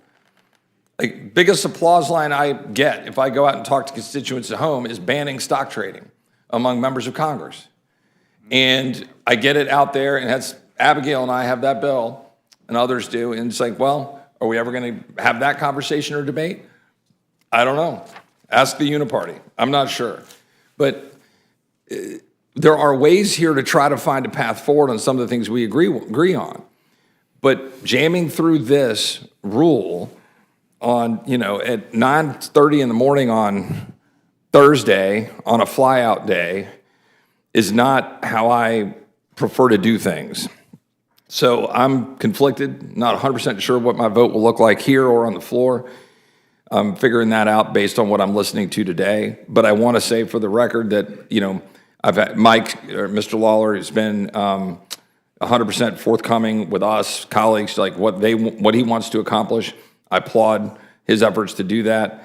I'd like to see us have votes on these measures so that we can debate them. There are pieces, I do believe that, last point I'll make, this stuff, there's a reason a lot of people have been fleeing, and I think Mr. Lawler, you might agree, fleeing New York to jurisdictions like Florida or South Carolina or Texas.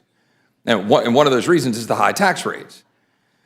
Well, part of that, right, is once you remove the federal subsidization of those high rates, right, then that suddenly is hitting even harder.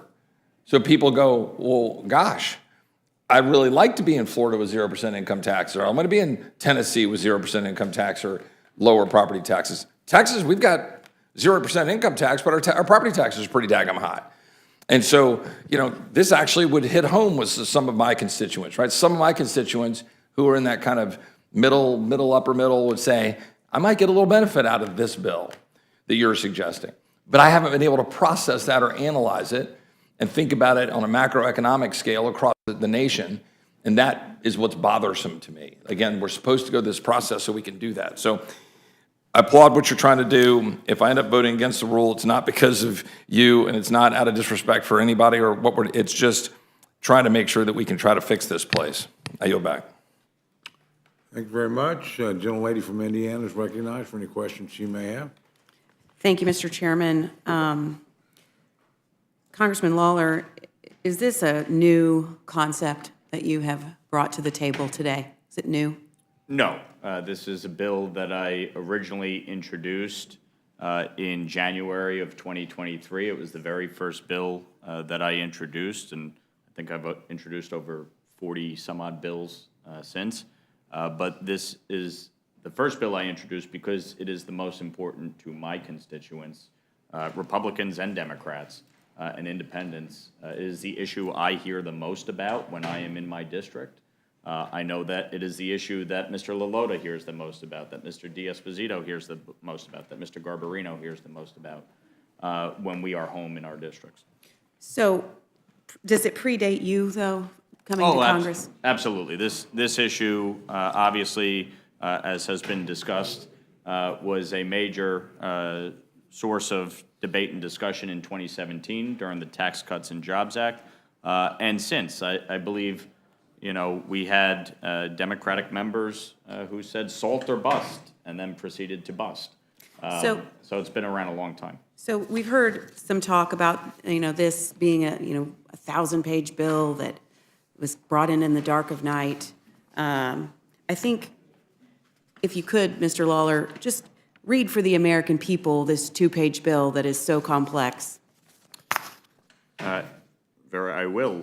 To amend the Internal Revenue Code of 1986 to modify the limitation on the amount certain married individuals can deduct from state and local taxes, be it enacted by the Senate and House of Representatives of the United States of America and Congress assembled. Section 1, short title. This act may be cited as the SALT Marriage Penalty Elimination Act. Section 2, modification or limitation on deduction for certain state and local taxes.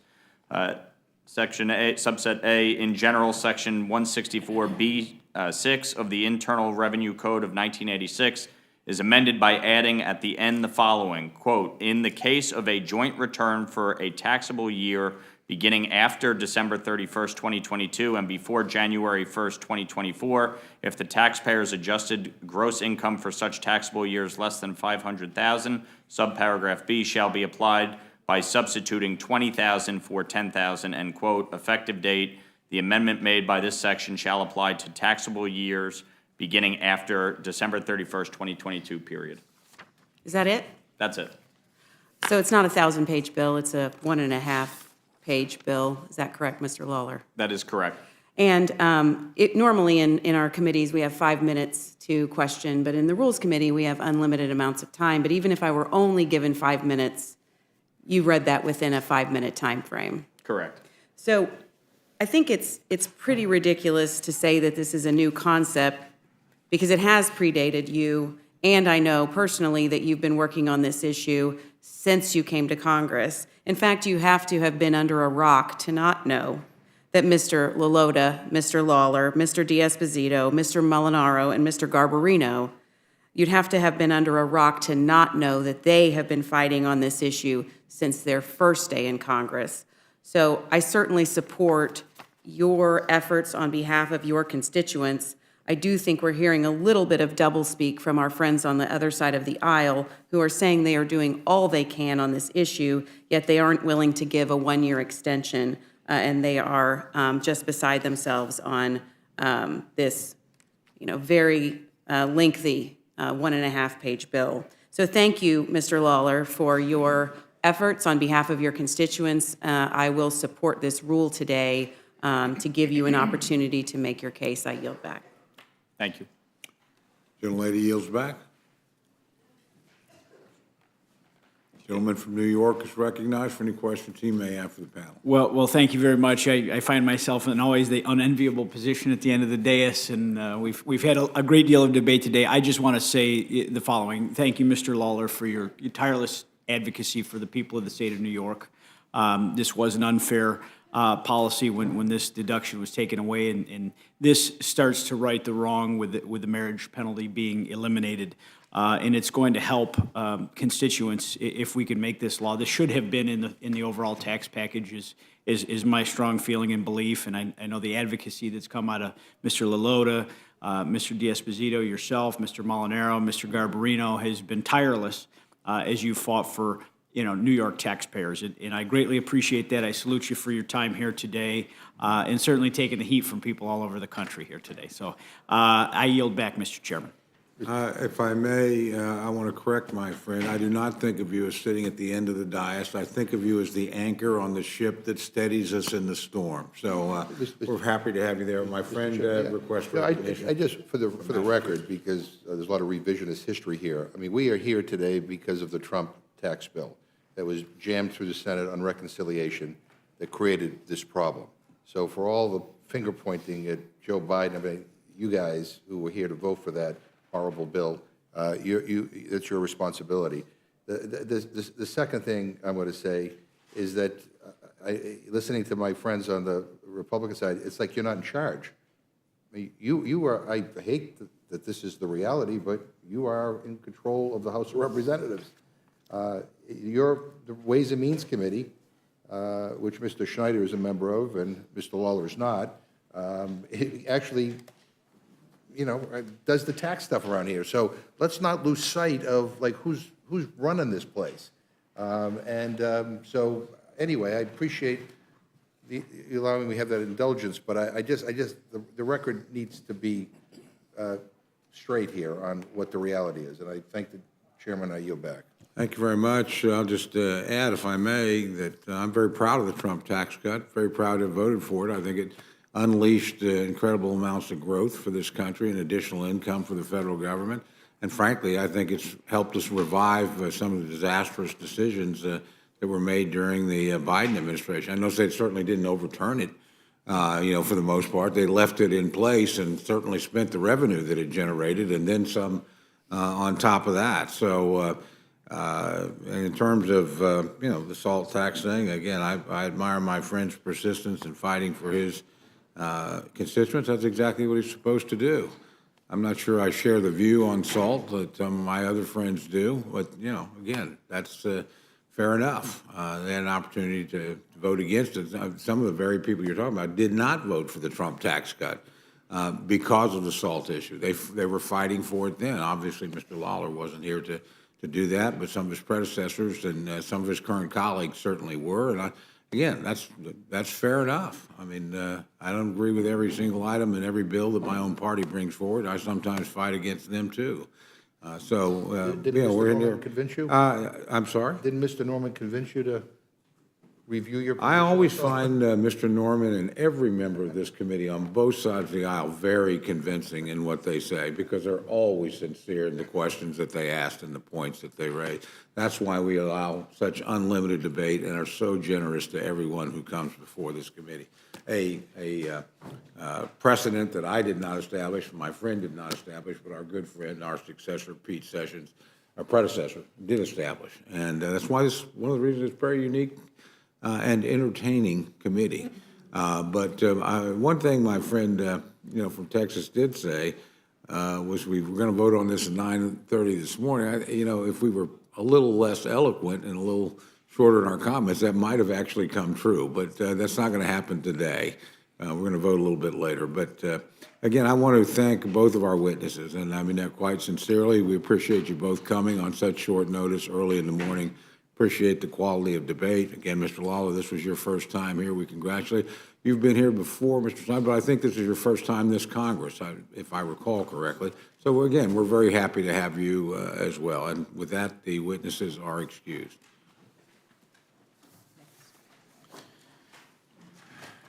Okay. I'd like to welcome our next panel, the Vice Chairman of the Rules Committee, Dr. Burgess, and Representative Kathy Castor from the Committee on Energy and Commerce. Do you want to offer your comments from the dais, or do you prefer the desk?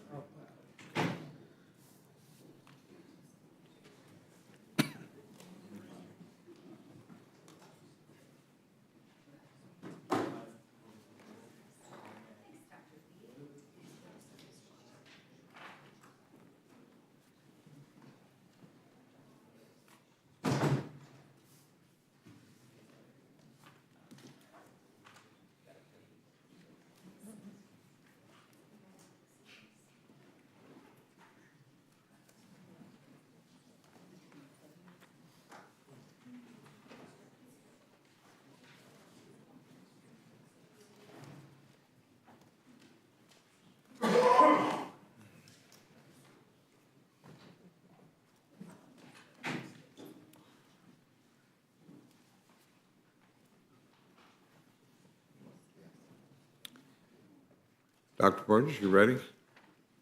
I welcome your testimony if you are. Thank you, Mr. Chairman.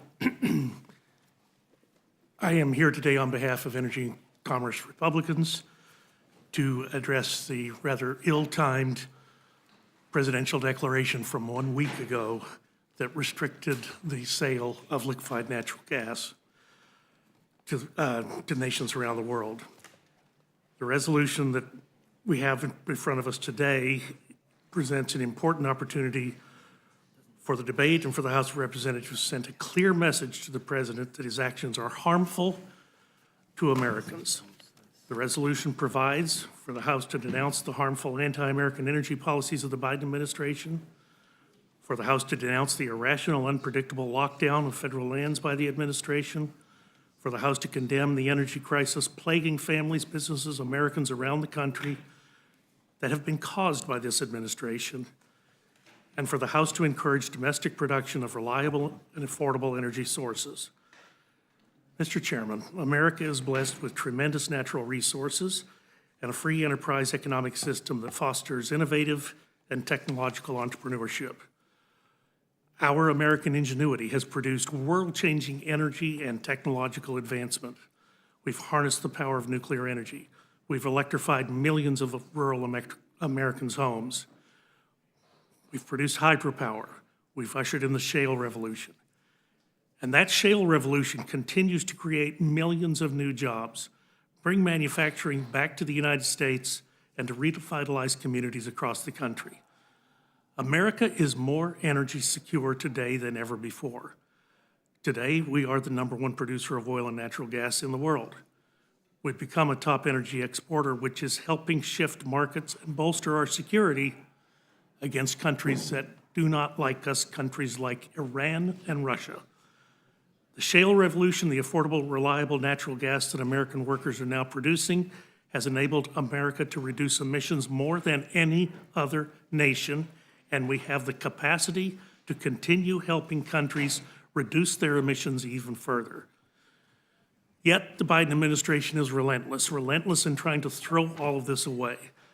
This resolution outlines the many ways President Biden has accomplished this, from his actions on day one to shut down the Keystone Pipeline, to curtailing oil permitting and production to onerous new emissions regulations. Just last week, the Biden administration announced a pause to any permits for liquefied natural gas exports, a move that enriches our adversaries. It actually jeopardizes our allies and threatens America's energy communities for their economic future.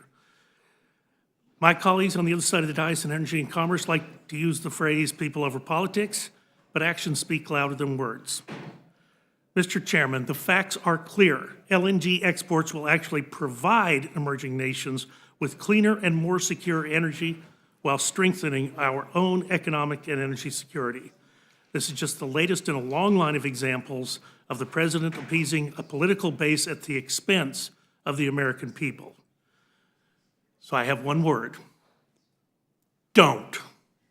This resolution presents a clear message and is worthy of floor consideration and debate. Let's stand up for the American people. Let's stand up for American energy and the benefits that that energy provides for a strong American future. Let us denounce the efforts to take that future away from our constituents. I thank the gentleman for the time, and I'll yield back. Thank you very much. Ms. Castor, you're recognized for your opening testimony. Well, thank you, Mr. Chairman. Good morning, members. It's a pleasure to be back here in the Rules Committee.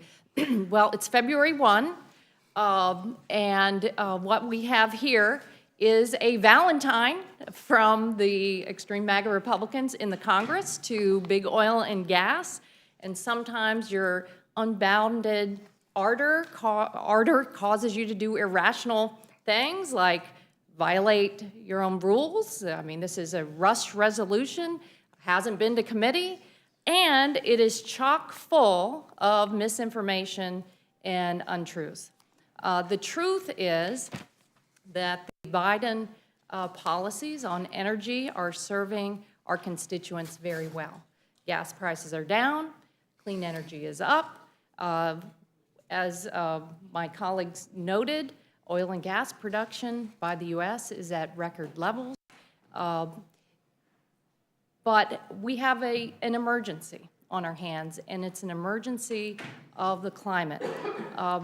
There is no mention in this love letter, in this Valentine to big oil and gas, of the cost of climate to the folks we represent back home. Just last year, the climate impacts in 2023 cost Americans $92 billion in extreme events. This was unprecedented. We had over $28 billion disasters strike the U.S. We're talking extreme heat. For example, in the Phoenix area, they saw a record July average in Phoenix of over 100 degrees. Louisiana, Massachusetts, Texas, Mississippi, New Hampshire had their hottest years ever on record. In my neck of the woods, mega storms, these more intense hurricanes. You know, at the Fort Lauderdale airport, they had one day with 25 inches of rain. So you saw the airplanes that couldn't even park because of the extreme floods, droughts. The Mississippi River is at low levels, the lowest level in Memphis, Tennessee, and in Arkansas. That is impacting power production, that's impacting the ability to transport food. We have a severe drought in Lake Mead, Lake Powell, also impacting hydropower and the ability for people to get their drinking water. These climate impacts are going to continue to become more severe unless we cut pollution. And the good news is that we are doing both at the same time. We are being able to provide emergency supplies when Europe needed it, but now Europe has said we're set. We don't need any more gas. We already have so many LNG terminals in the pipeline that a lot of experts are saying we're overbuilt. So I hear the consternation of, gosh, the administration has put a temporary pause on some LNG terminals. But like I said, a lot of experts say these are overbuilt, we don't need them, and it is appropriate now for the administration to consider all of the impacts, not just, gosh, does it impact the bottom line of polluters? That's not the only consideration that should be analyzed by the United States. You need to consider, gosh, is this a way to help consumers? Is it a way to avoid these costly climate impacts? Is it a way to bolster our national security? So, Mr. Chairman and members, this is not ready for prime time. Like I said, these kind of love notes and Valentines don't serve the American people well. Instead, we need to be focused on doing everything we can, like the Biden administration is doing, like we did through the Inflation Reduction Act, the bipartisan infrastructure law, expanding cleaner, cheaper energy, providing our communities greater stability over time, reducing costly climate impacts, and really working in the public interest. So I urge you all to go back to the drawing board. This love letter, again, I think it shows the unbounded ardor. There's this irrational response. It's not, it doesn't serve Americans well, and I urge you to defeat it today. Thank you very much for your testimony. Dr. Burgess, last year, or actually for last decade, has emissions of green gas from the United States gone up or down? Down. Since 2005, year over year, the United States has reduced carbon emissions more so than all other nations on the face of the earth combined. And Dr. Burgess, what role, if any, did natural gas play in that lowering of greenhouse gas emissions? Well, it was critical. I've been on the Energy and Commerce Committee since 2005. That was the year we passed the Energy Policy Act of 2005, which actually allowed for the beginning of the shale revolution. We didn't know that at the time. In fact, the concern was that we were running out of natural gas in this country, and they were going to require importation of large amounts of natural gas from the North Sea. In fact, Mr. McGovern's colleague at Markey, when he was on our committee in 2005, would continuously rail against us on the Republican side of the dais because we're going to be bringing these big liquefied natural gas ships into Boston Harbor, putting a school at the top of the hill at risk, and we were going to one day blow that up and be the biggest mass murder since Adolf Hitler. Obviously, none of that has happened. But what did happen, the policies in the Energy Policy Act of 2005 allowed for the scientific breakthroughs that became fracking and horizontal drilling to become a reality.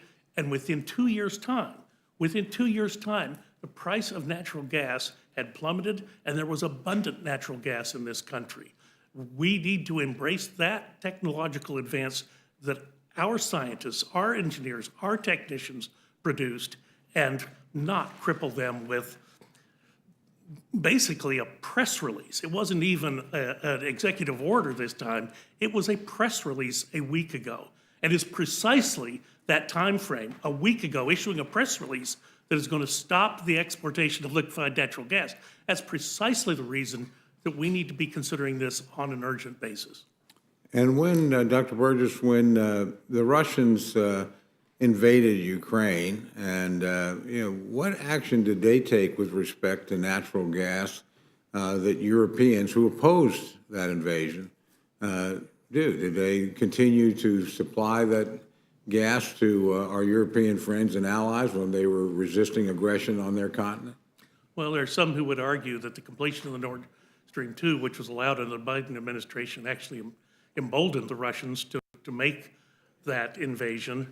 After the invasion occurred, people were horrified and said, no, we're not going to buy Russian natural gas. Where are you going to go to get your natural gas? The good news is there was liquefied natural gas on the seas, ready to go, ready to deliver. Germany built an import terminal in literally weeks' time to be able to serve their citizens last winter. They were very grateful to get Oklahoma and Texas gas to their shores. Do you think they would have been in a position to sustain resistance to Russia if there had not been American natural gas available for export? I'm not a geopolitical expert, but as a simple country doctor, I'm going to tell you there is no way that they could have sustained without the United States being able to provide this resource. And in respect to climate change, are there other countries in the world that are using primarily coal-based power right now that might benefit by using natural gas in terms of lowering greenhouse emissions? It continues to this day. I don't recall if the ranking member was on the Energy and Commerce Committee when Henry Waxman and Ed Markey brought their cap and trade bill through the Energy and Commerce Committee in 2009. That was a bill that was supposed to really curtail carbon emissions in this country with a cap and trade scheme. The fact of the matter is it passed in the House, probably cost some people their re-elections that year, but it never was taken up in the Senate because they were horrified by what this might do to their electoral prospects. And so cap and trade never became the law of the land. But here's the interesting thing.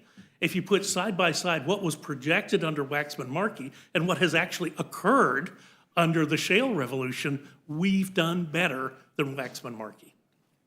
And, just out of curiosity, because I have my own opinions, I can certainly make them clear. Do you think the executive order last week, was it all political, had anything to do with the next election? Don't get me started. It wasn't an executive order. Here, I've got it right here. It's a press release. Excuse me. Thank you for the correction. And it came out the same day that my governor, Greg Abbott, took control of a park in Eagle Pass, Texas, because he was being hammered by people coming across the border without benefit of permission, all of which is the responsibility of the federal government. President Biden would not lift a finger to help Texas.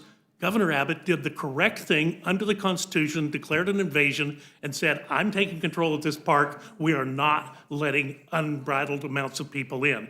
And it was interesting because the week before, we'd been down to the border with the Speaker of the House. I'd not been to Eagle Pass previously. I've done multiple border trips over the years, but I'd not been to Eagle Pass.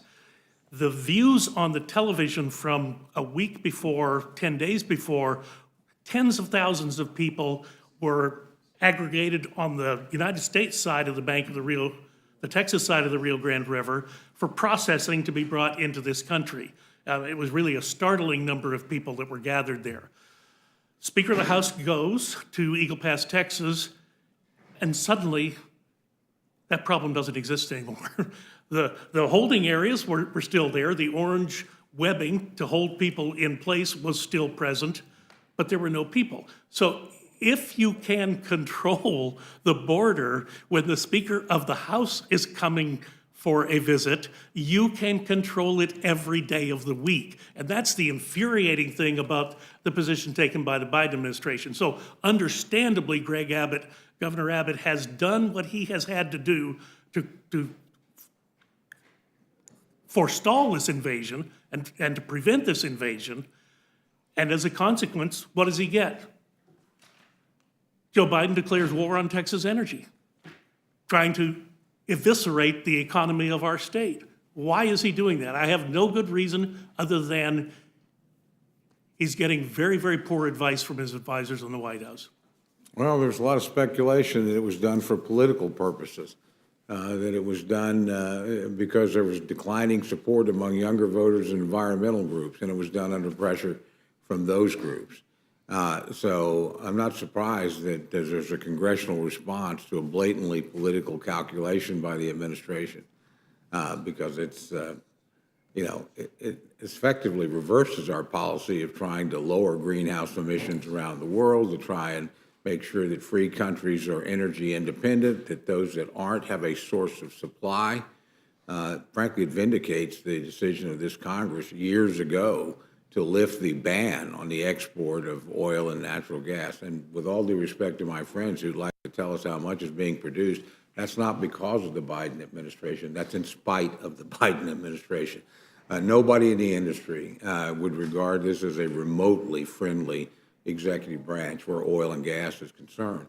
And I would remind everybody, too, that while we have a lot of consuming states represented up here, happy to enjoy the benefits of lower-priced gasoline and lower-priced heating and cooling, courtesy of people that actually produce the energy, when in many cases in your own states you do not.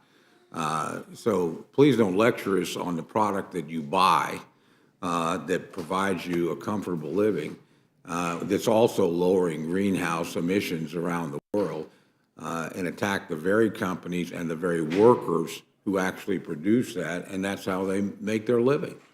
And they've contributed mightily. Probably the best geopolitical advantage that the United States has had in the last 15 years is the movement to energy independence. And again, that was not by government policy. That was in spite of government policy. It was driven entirely by the private sector and, frankly, the genius and the productivity and creativity and hard work of the American people. I know Dr. Burgess and I represent many of the people that do that. I know my friend in New Mexico represents many of the people who provide that kind of advantage to the United States, energy security and, frankly, lowering greenhouse emissions. So we're at a loss when we're condemned for doing what we're asked to do by the market and by the consumers. Do it, lower the price, and create security for the country and bring down greenhouse emissions. And it's, gosh, we're terrible people. It's a terrible industry, and it mystifies us a great deal in our part of the world. So anyway, I applaud the resolution. I think it's well thought through. I think the timing was dictated by the press release. This wasn't something we just dreamed up politically.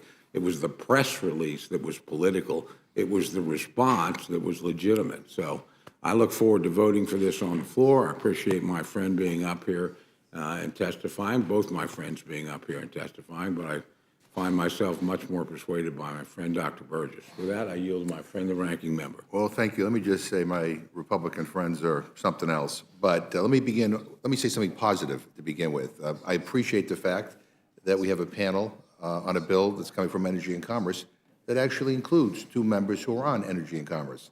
I was getting worried for a while that Republicans were going to have Mr. Lawler, who testified on the previous Ways and Means bill, and even though he's not on the Ways and Means Committee, somehow testify on this bill, even though he's not on Energy and Commerce. So at least you're both on the Committee of Jurisdiction. So I appreciate that. Mr. Chairman, if Yes. I may, I'm just a simple, humble backbencher on the Energy and Well, Commerce at least you're on the committee.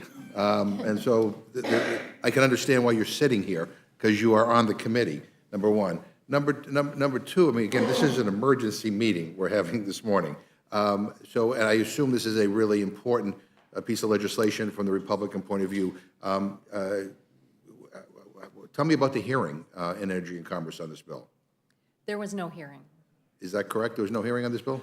So there have been a number of hearings on this Oh, very okay. topic. But not on this bill. HR 1130, which is the substance of this bill, right. passed through the Rules Committee and the floor And of so was this there a House. markup on this bill? Yes, on 1130, but No, not on this bill, on the bill we're talking about today. No, this was- I understand yeah. this was drafted yesterday. Yeah, that's, I am too.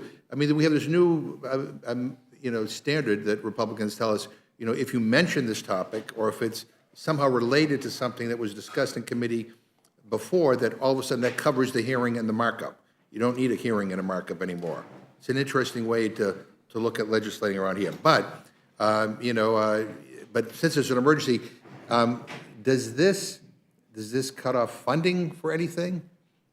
Does this stop an executive order, or does this, I mean, I'm trying to think substantively, like, what does this do I disagree with Dr. Burgess's view, and with all due respect to my chairman, I'm just trying to, like, specifically, what does this do to, like, change policy right now? It doesn't. It says, if you look at the resolved, the House just denounces it, condemns, and then it encourages the domestic production of reliable, affordable energy generation sources, which we've talked about. So it doesn't do anything substantially, it's a press release. That's Is that what it is? It's a love letter. It's as a I love, said. a press release. note, It's a press release. So we are having an emergency meeting on a press release. To counter a press release from the administration last week. But that, in your opinion, justifies this being brought up under emergency procedures to rush the House floor, by the way, which we're not going to debate today. I mean, I'm just like, what the hell is going on around here? I mean, I get it. We have disagreements on energy policy, and, some of us actually believe climate change is real, and we want to pursue, energy sources that will actually help diminish the continued rise of the climate crisis around the planet. We can have that debate, but to come here with a press release and to say this is an emergency that we have to do it today, no hearing, no markup. I mean, again, I'll go back to say, at least you're both on the Energy and Commerce Committee, which is what we couldn't say that about the previous panel. I like, this is not the way this place should be run. This is a nothing burger, if there ever was one. And it is a press release, but it's a bad press release too. And so but this is what my Republican friends believe is urgent. And let me just finally say, I hope over the weekend that my Republican friends actually do some reflection on kind of like what's going on here. I mean, you're in charge. You have every right to pursue your priorities. But it's been 8 months. It's been 8 months since the Rules Committee actually reported a rule on a bill, brought to the floor a bill that actually became law. I'm just, I don't know how you go home and justify that record. I get it, there are disagreements, but when Trump was president, I thought he was the worst president in my lifetime. A guy who had no respect for democracy and a guy who didn't share our values, but yet when Democrats were through, we were sending bills to him that he was actually signing. And so, we have Republicans are in control of the House, Democrats are in control of the Senate. You got a Democratic president right now. I mean, this is an opportunity for give and take, but it seems the only bills we can get to the White House have to come to the floor under suspension of the rules, where Democrats have to bail out Republicans. So I just think I regret that we're here doing this. It is a colossal waste of time, and to claim this is an emergency measure, boy, that's something I can't quite put my head around. But in any event, thank you both for being here, and again, at least you're both on the Committee of Jurisdiction. I yield back. Thank you very much. I'm going to advise both our witnesses and the committee that we are not going to recess, but we are going to, I want to urge you to go vote, and we'll just keep moving so we can try and get through this. And to our witnesses, we're going to try and work this where you can go down and vote. That one of you would stay and the other could go. We'll work with that witness, and if for any reason we moved past one that had to go vote and passed and you needed to ask a question, we would, change the order so you could do that. So let's allow Ms. Castor to go vote. I'm going to turn over the gavel to my friend from Minnesota so I can go vote, and we'll just work through this and hopefully get through this as quickly as we can. So with that, I'm going to excuse myself, and the gentlelady is recognized, or welcome to take the chair. Yeah. Well, why don't you, next would actually be Ms. Okay, as long as she doesn't have a question. Okay, thank you. I will recognize Mrs. Houchen. Thank you, Madam Chair. Dr. Burgess, thank you for bringing this. I just wanted you to, if you can, touch on the Biden administration's decision to halt new LNG export terminals. What does that mean for American energy production? It means they're going to be deprived of their markets at a time when the world so seriously needs the product that they're putting up for sale.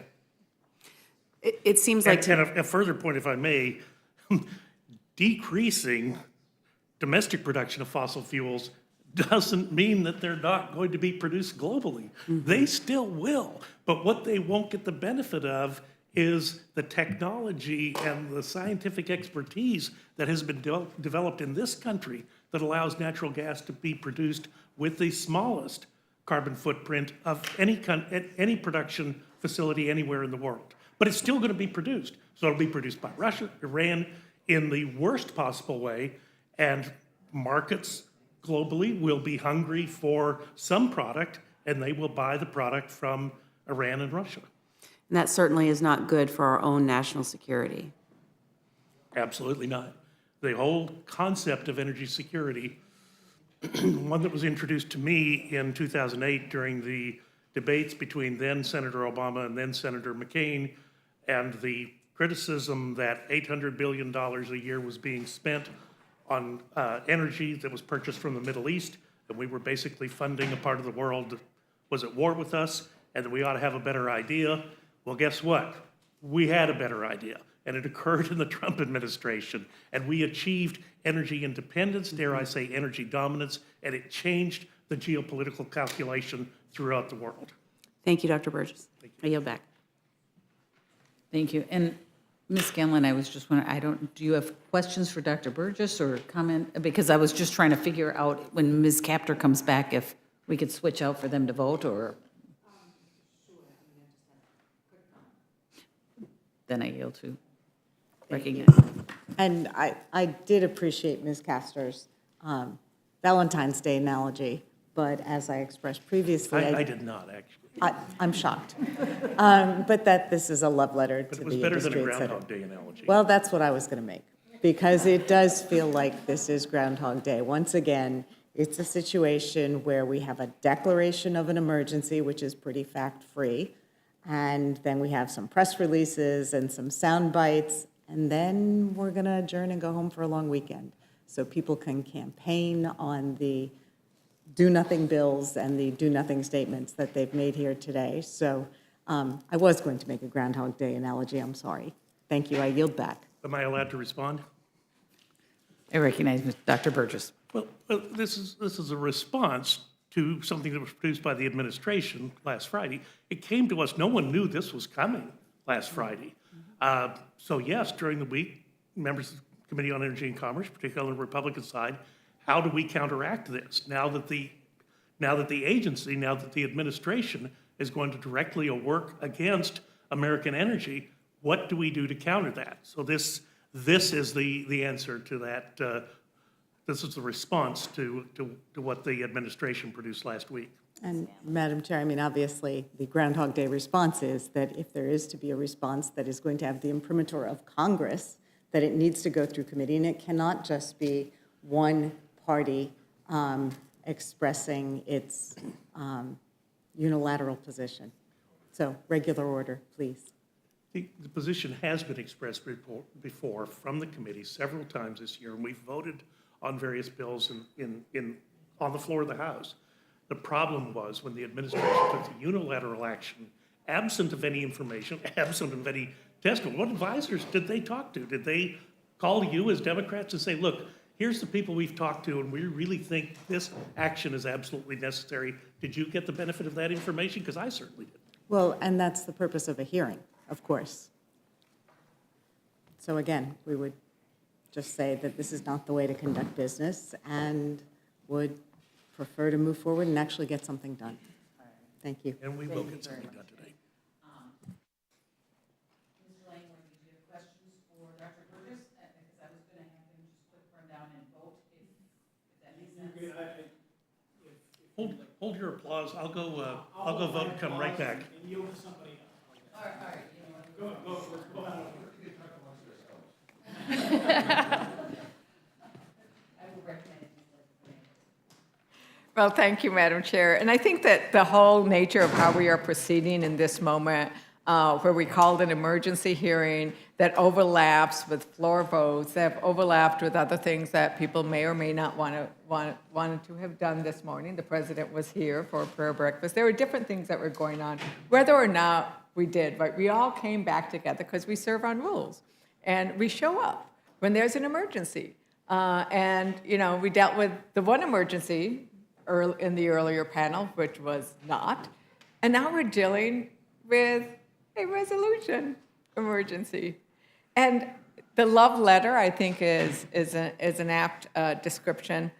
But I also do want to take this moment to think about where we actually are. No, I don't think it's an emergency when the United States is producing a record amount of natural gas. It's not really an emergency when the United States is producing a record amount of oil production. And it's not an emergency when we are actually bringing down the cost of energy. Madam Chair, I'd like to enter into the record the article, Surging U.S. Oil Production Brings Down Prices and Raises Climate Fears. Without objection. And that has the chart in here, which actually shows the United States producing historic levels of crude oil, and it goes, the chart actually goes through the roof. You know, it goes beyond the 12 million barrels a day, which have never, ever been reached before. The chart in here, which was actually, the source is the U.S. Energy Information Administration, shows natural gas production over time is also through the roof, so much more than was ever produced under President Trump. In the article, it actually shows that with the surge, I quote, with the surge in output, gasoline prices have fallen by close to $2 a gallon since the summer of '22. The increase in production has also provided the Biden administration with substantial leverage. It points out that the surge in gas prices was because Russia invaded Ukraine. Let's go back to Russia invaded Ukraine. Republicans are refusing to provide resources to Ukraine. But Russia, the one that you are, by refusing to provide resources to, are supporting, in essence, are the ones that have caused those high gas prices. And this resolution does nothing about that. It does nothing to address the crises that we are actually seeing. But it does, in the article, note about climate fears. And in my state, which we are an oil and gas producing state, and that is an important source of our income, and I see that we are going to have that income for a while to come. In fact, we are benefiting from this surge. We are also very concerned about the climate crisis. And we think that we can address both, that we do not have to say that we are not turning off the spigots tomorrow, but we must address it. We must address it by reducing the methane emissions, which New Mexico has led on. So there are things that we can actually take, and that the Biden administration, the Democratic Congress has taken. Maybe you can share with us ways in which the Inflation Reduction Act has actually reduced costs for the American consumers with regards to energy prices. Well, I want to thank you and note the leadership of New Mexico and Governor Lujan Grisham in New Mexico, because you are taking advantage of a lot of the initiatives in the Inflation Reduction Act and the bipartisan infrastructure law to make sure that methane emissions we're able to cap certain wells. We're able to try to rein in a lot of the emissions, because a lot of folks talk about natural gas, but methane is a very potent greenhouse gas. It's 80 times more potent than carbon dioxide. It stays in the atmosphere. It's more potent than carbon dioxide over a 20-year lifespan. The Inflation Reduction Act helps us control those emissions. Now, in the Energy and Commerce Committee, we've had, that's the low-hanging fruit to try to control those emissions and that pollution, and unfortunately, Republicans have just ignored that. It's impossible if you want to use methane, as we need in a lot of industrial processes, and to fuel certain parts of our lives. You've got to control emissions. The Inflation Reduction Act really promotes cleaner, cheaper energy, new cost savings for our neighbors to save on energy-efficient appliances, to afford the electric vehicles as that transition goes on, to help with the tax credits. So when you are moving to clean energy, you put a little more cash into your pocket, helps with weatherization of homes. There are a lot of my neighbors back in Florida that really need additional insulation and those energy-efficient appliances at a time where, it's really interesting in Florida. You'd think we're the Sunshine State, but we're powered primarily, the utilities have kept us mainly on gas. And what that has done is our electric bills have skyrocketed. In my area, the Tampa Electric Company, since 2019, electric bills have gone up 62%. We're paying well over $150 per month. This is out of sight, and it's because gas is so volatile. So the intent of the Inflation Reduction Act over time is to help replace those volatile fuel sources with cheaper, clean energy. It's not something that happens overnight. It's a transition, but right now, the Inflation Reduction Act is putting money back into the pockets of our neighbors. About $1,400 is the estimated reduction in prices for the average family across the country of what the Inflation Reduction Act. Like, that's real good stuff. And I think that's something to do is like, they want to bring up this emergency. I mean, if we have to have a congressional action and a rules hearing every time the administration makes a decision, really? They were elected. They are carrying out the mandate that they were given when they were elected, and they're carrying out the laws that we passed to do some good work. Ranking member. You had raised something earlier that I think is worth repeating, and that is that the spike in energy prices in the aftermath of Russia's brutal invasion of Ukraine. And the bottom line is, if we want to talk about an emergency, making sure Ukraine gets the aid it needs right now is an emergency. I mean, Putin is making advances. They're running out of bullets. I mean, would you agree that a true emergency would be to bring a Ukraine package to the? Yes, that would be that would be something that I would expect the Rules Committee and the House of Representatives to be speeding to the floor. And we know that if Putin succeeds, the impact on our energy costs would be real. But I mean, like, why aren't we able to vote on a Ukraine package? I mean, why won't, why can't we vote on a Ukraine package? Well, just to level set things, I did vote for the Ukraine aid in June of 2022. Are you fine with letting them run out of bullets and? Here's what I'm not Putin fine take with. yeah. Since that aid was voted in June of 2022, the administration has not come and talked to us other than a couple of perfunctory undersecretary briefings that we've had, but we've only had 3 of those in almost 2 years. If the administration needs additional funding for Ukraine, please come and tell us what the plan is, come and tell us what the end point is, come and tell us how the money is being spent, what we are doing to prevent it from being diverted to bad actors. They won't do it. They won't answer my phone calls. They won't answer anything when I say, I need to know, when I go back to my constituents, what are we doing in Ukraine? They won't tell me. Well, I'm happy to put in a good word for you because they answer my phone calls, and I know they answer a lot of Republican phone calls as well on Ukraine, and that they're deeply concerned that, and by the way, and President Zelensky has been up here meeting with members of Congress time and time again. So the excuse that we don't know what the situation is in Ukraine, we don't know that they're running out of bullets. I mean, I don't know where you've been, but the reality is this is a crisis, and I'm just trying to, and you can vote no on it. Right? But I think some of us are at the point now where what will it take to just schedule a damn vote?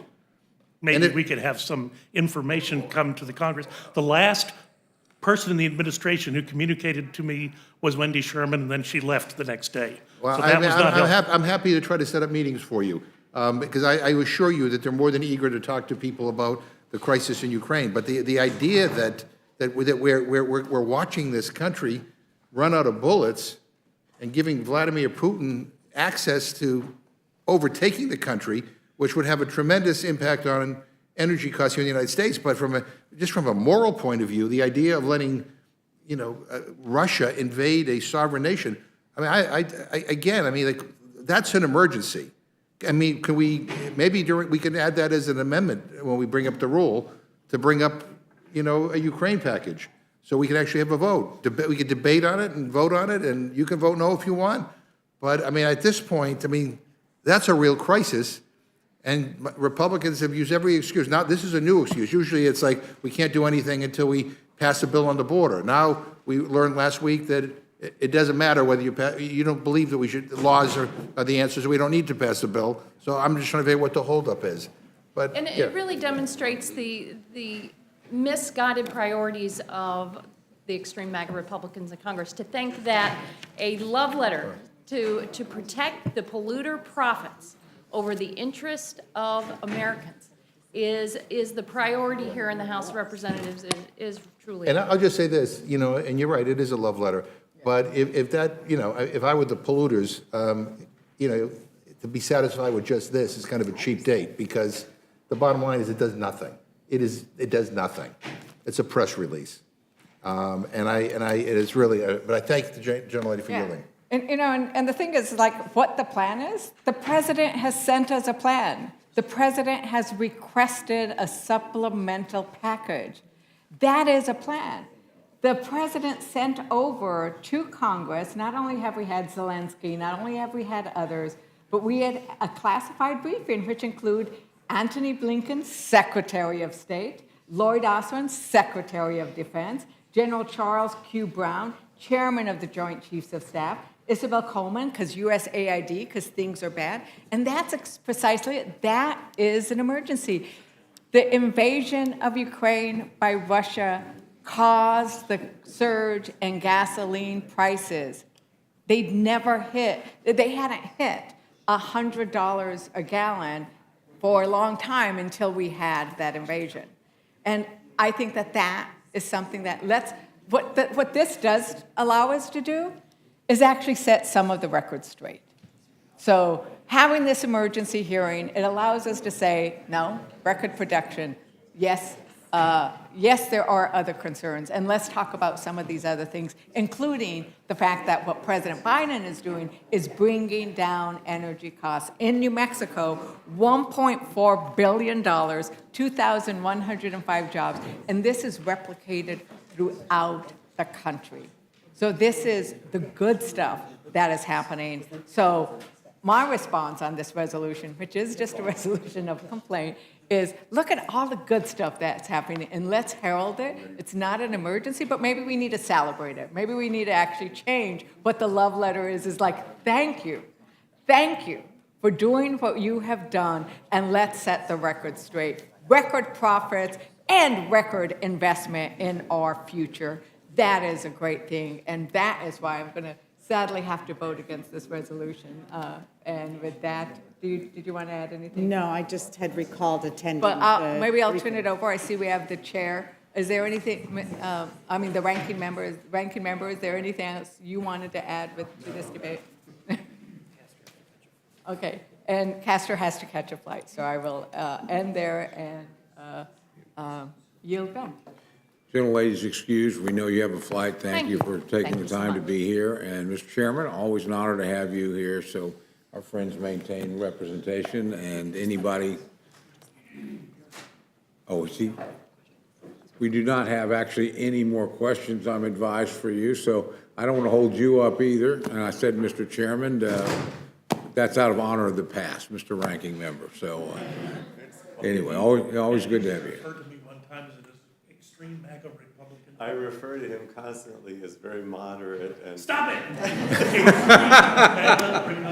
Oh, come on, you're not running again. The truth can come out now. With that, let me turn to our good friend from New York, Mr. Langworthy, for any questions he might have for Mr. Burgess. Well, thank you very much, and thank you, Dr. Burgess, for bringing this forward today. I mean, this is what happened last Friday is a continuation of this administration and the Democrat Party's war on natural gas that we've seen all over the country. I mean, my district deals with this every single day. I represent the Marcellus Shale. We're unable to harness that God-given natural gas because of environmental extremists that want to prevent progress, a clean bridge fuel to the future. And, what I find very troubling with this is, a report we saw out of FERC about Winter Storm Elliott last year. And the Northeast grid was so dangerously close to running out of power because of a lack of production of natural gas. We're seeing that continue. We're seeing, the stifling of pipeline creation. And with our harsh winters in the Northeast, my district alone had a windstorm that took out the power in the western end of my district, followed by 2 back-to-back snowstorms. And, we got anywhere between 6 and 8 feet of snow on top of that. But what keeps our people safe is safe, reliable natural gas. So the fact that the administration is taking this additional step to stifle the growth of this industry, and instead of unleashing American, natural gas on the world and helping, to prevent money from going to our enemies, I just think it's abhorrent, and I really salute you for bringing this forward, and would like to yield to you if there's anything you'd like to add in closing. I associate myself with all of your remarks. I can't even conceptualize 8 feet of snow. But I do feel your pain. I mean, our grid in Texas was challenged a couple of years ago, and that is an extremely uncomfortable feeling. The only way you prevent things like that from happening is to have an abundant amount of immediately dispatchable energy at your beck and call, and that's what natural gas provides. If you're not going to build coal plants, apparently the country is not, you need to supply that power with thermal sources, and that's natural gas. Thank you very much. I yield back. Thank you, gentlemen. Are there any other questions for this panel? Seeing none, I thank the witness that remains and for your testimony, Dr. Burgess, and you're excused. Is there anyone else seeking? My questions for the record. Okay. And I'm sure they'll be brilliantly answered. Is there anyone else seeking to testify on H.R. 7160 or House Resolution 787? Seeing none, this closes the hearing portion. Before I recess this, I want to thank all the members. I particularly want to thank the staff, and I especially want to thank the stenographer. This has been a difficult thing to try and conduct while we were having votes, and I appreciate everybody working together so the questions could be asked, the testimony could be given, and the record could be. So we're recessing? We're going to, without objection, the committee stands in recess subject to the call of the chair. And we don't know how long, do we? We do not yet. Because this is an emergency, right? Yeah. All right, thank you. Okay, we recess.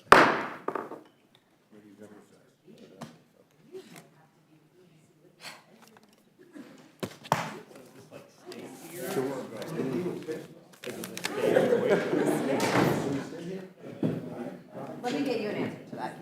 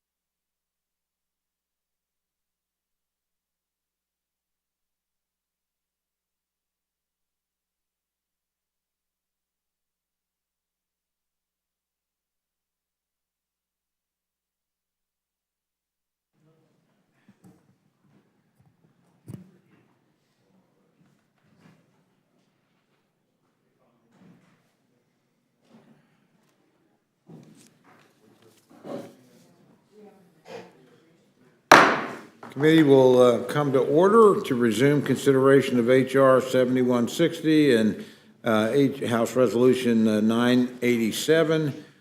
Chair will be in receipt of a motion from the gentleman from New York, Mr. Langworthy.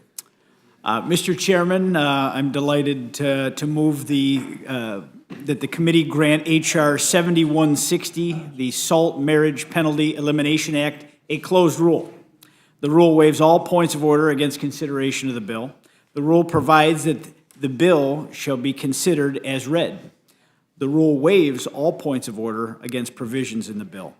The rule provides 1 hour of general debate equally divided and controlled by the chair and the ranking minority member of the Committee on Ways and Means or their respective designees.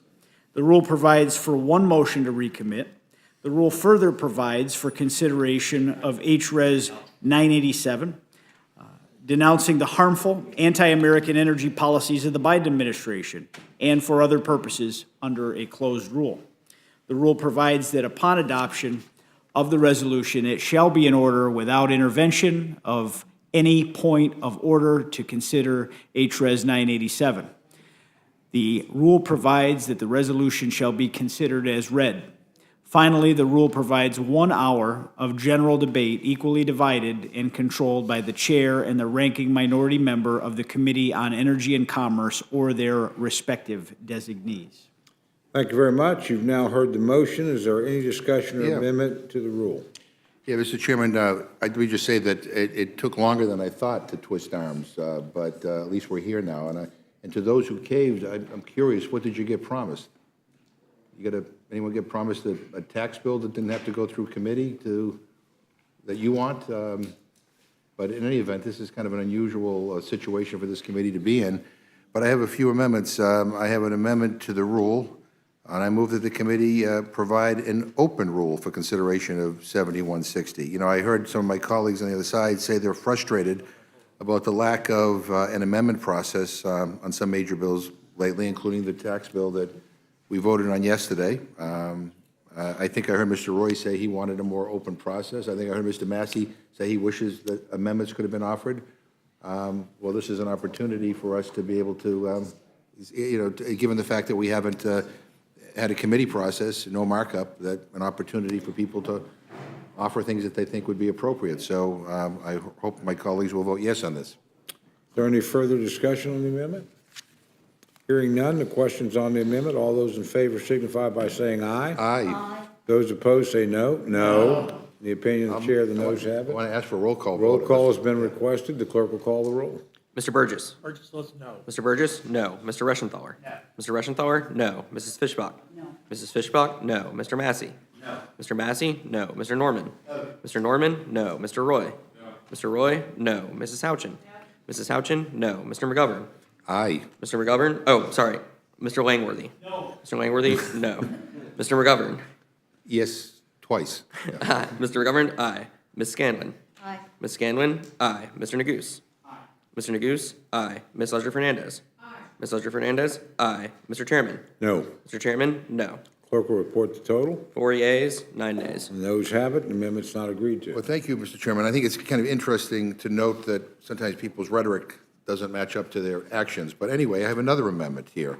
I move the committee strike the first section from the rule, which provides for consideration of H.R. 7160, so that the Committee on Ways and Means has an opportunity to hold an actual hearing and a markup on this legislation, the way it's supposed to work. We didn't even have a witness from the Ways and Means Committee here in Rules representing the Republican side. I've never, ever had seen a bill come before this committee where where either the chair or ranking member or a designee on both sides of the relevant committee have not been here to testify. As the second oldest committee in the House, which is the Ways and Means Committee, they deserve the chance to bring their expertise to bear on this legislation. And in fairness to the Ways and Means Committee, again, they're the oldest standing committee.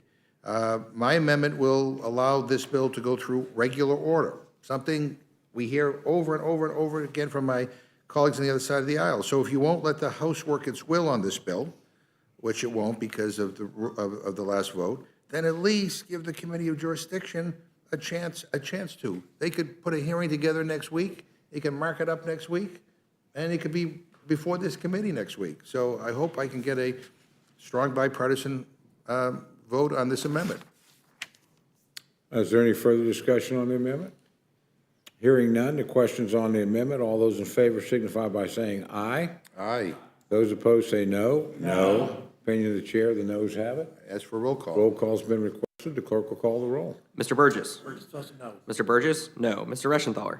Mr. Reschenthaler, no. Mrs. Fischbach. No. Mrs. Fischbach, no. Mr. Massey. No. Mr. Massey, no. Mr. Norman. Mr. Norman, no. Mr. Roy. Mr. Roy, no. Mrs. Houchin. Mrs. Houchin, no. Mr. Langworthy. No. Mr. Langworthy, no. Mr. McGovern. Aye. Mr. McGovern, aye. Ms. Scanlon. Aye. Ms. Scanlon, aye. Mr. Neguse. Aye. Mr. Neguse, aye. Ms. Leslie Fernandez. Aye. Ms. Leslie Fernandez, aye. Mr. Chairman. No. Mr. Chairman, no. Clerk will report the total. 4 yeas, 9 nays. And noes have it. The amendment's not agreed to. I have one other, I don't know about my other colleagues here, but I have one other here. Mr. Chairman, I have an amendment to the rule. I move the committee make the necessary changes to the rule which would prevent consideration of H.R. 7160 until the House receives a complete CBO and JCT score of the legislation.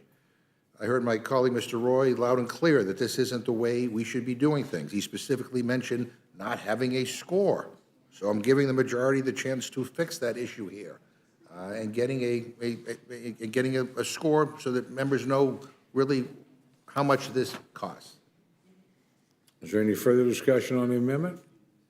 Hearing none, the question's on the amendment. All those in favor signify by saying aye. Aye. Those opposed say no. No. In the opinion of the chair, the noes have I it. ask for a roll call. Roll call's been requested. The clerk will call the roll. Mr. Burgess. Burgess votes no. Mr. Burgess, no. Mr. Reschenthaler. No. Mr. Reschenthaler, no. Mrs. Fischbach. No. Mrs. Fischbach, no. Mr. Massey. No. Mr. Massey, no. Mr. Norman. No. Mr. Norman, no. Mr. Roy. No. Mr. Roy, no. Mrs. Houchin. No. Mrs. Houchin, no. Mr. Langworthy. No. Mr. Langworthy, no. Mr. McGovern. Aye. Mr. McGovern, aye.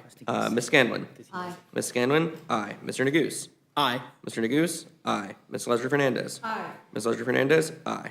Mr. Chairman. No. Mr. Chairman, no. Clerk will report the total. 4 yeas, 9 nays. And the noes have it. The amendment's not agreed to. Are there any further amendments? The gentleman from Colorado is recognized. Thank you, Mr. Chairman. I would like to offer an amendment. It would be an amendment offered by me, the H.R. 7160, because there was an abandonment of regular order, no amendment deadline. So in this instance, would ask that the amendment be pre-printed prior to consideration of the bill. But the amendment would be very simple. It would do two simple things. It would strike January 1, 2024, which is the end date in this particular bill of the tax change, and replace it, substitute it with January 1st, 2025. Secondly, it would delete the number, $20,000, which is the cap that this bill moves it towards, and would replace it with $30,000.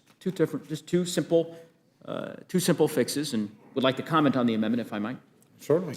Well, I would just offer, I've heard from my colleagues on the other side of the aisle throughout this morning that they were very passionate, not all of them, but most of them, very passionate about this bill, wanting to provide tax relief. I think was Mr. Norman's, he opined on this in the morning.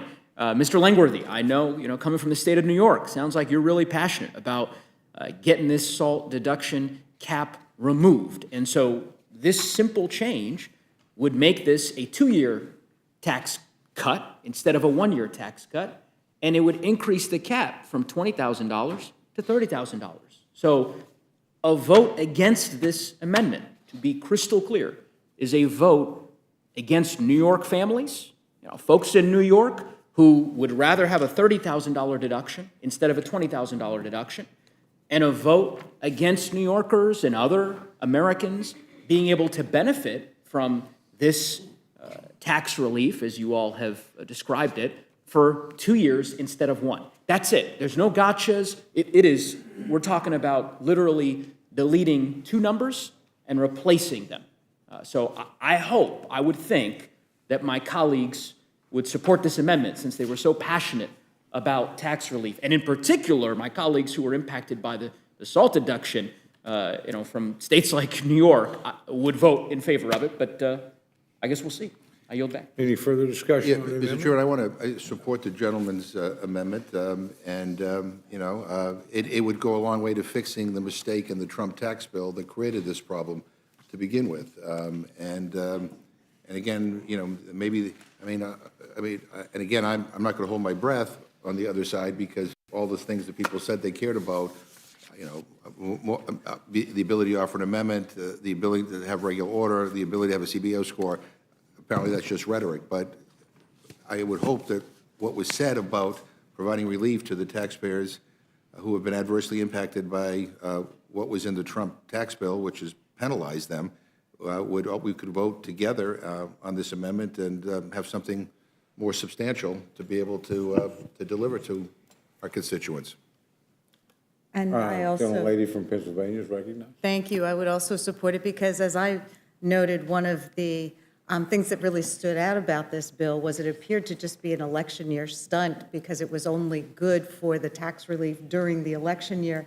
And by expanding it, then our colleagues could show their commitment to the concept. I yield back. Is there any further discussion? Hearing none, the question's on the amendment. All those in favor signify by saying aye. Aye. Those opposed say no. No. Opinion of the chair, the noes have it. Well, I would actually wait for the author of the amendment to. I agree with the ranking member. I'd like a roll call vote. Roll call has been requested. The clerk will call the roll. Mr. Burgess. Burgess votes no. Mr. Burgess, no. Mr. Reschenthaler. No. Mr. Reschenthaler, no. Mrs. Fishbach. No. Mrs. Fishbach, no. Mr. Massey. No. Mr. Massey, no. Mr. Norman. No. Mr. Norman, no. Mr. Roy. No. Mr. Roy, no. Mrs. Houchin. No. Mrs. Houchin, no. Mr. Langworthy. No. Mr. Langworthy, no. Mr. McGovern. Yes. Mr. McGovern, aye. Ms. Scanlon. Aye. Ms. Scanlon, aye. Mr. Neguse. Aye. Mr. Neguse, aye. Ms. Lesger-Fernandez. Aye. Ms. Lesger-Fernandez, aye. Mr. Chairman. No. Mr. Chairman, no. Clerk will report the total. 4 yeas, 9 nays. Okay, and the noes have it. The amendment's not agreed to. A further amendment. Okay. Hearing no requests for further amendments, the question's on the motion to report. All those in favor signify by saying aye. Aye. Those opposed say no. No. Opinion of the chair, the ayes have it. Roll call's been requested. The clerk will call the roll. Mr. Burgess. Burgess votes aye. Mr. Burgess, aye. Mr. Reschenthaler. Aye. Mr. Reschenthaler, aye. Mrs. Fishbach. Mrs. Fishbach, aye. Mr. Massey. Aye. Mr. Massey, aye. Mr. Norman. Aye. Mr. Norman, aye. Mr. Roy. No. Mr. Roy, no. Mrs. Houchin. Aye. Mrs. Houchin, aye. Mr. Langworthy. Aye. Mr. Langworthy, aye. Mr. McGovern. No. Mr. McGovern, no. Ms. Scanlon. No. Ms. Scanlon, no. Mr. Neguse. No. Mr. Neguse, no. Ms. Lesger-Fernandez. No. Ms. Lesger-Fernandez, no. Mr. Chairman. Aye. Mr. Chairman, aye. Clerk will report the total. 8 yeas, 5 nays. And the ayes have it. The motion to report's agreed to. Accordingly, Mr. Langworthy will be managing the rule for the majority. Do we know when this is going to be on the floor? Yeah, so yeah, we don't know who the hell's going to do it. We'll wait until we find out when it's coming up, if it's coming up. Okay. Without objection, the committee is adjourned.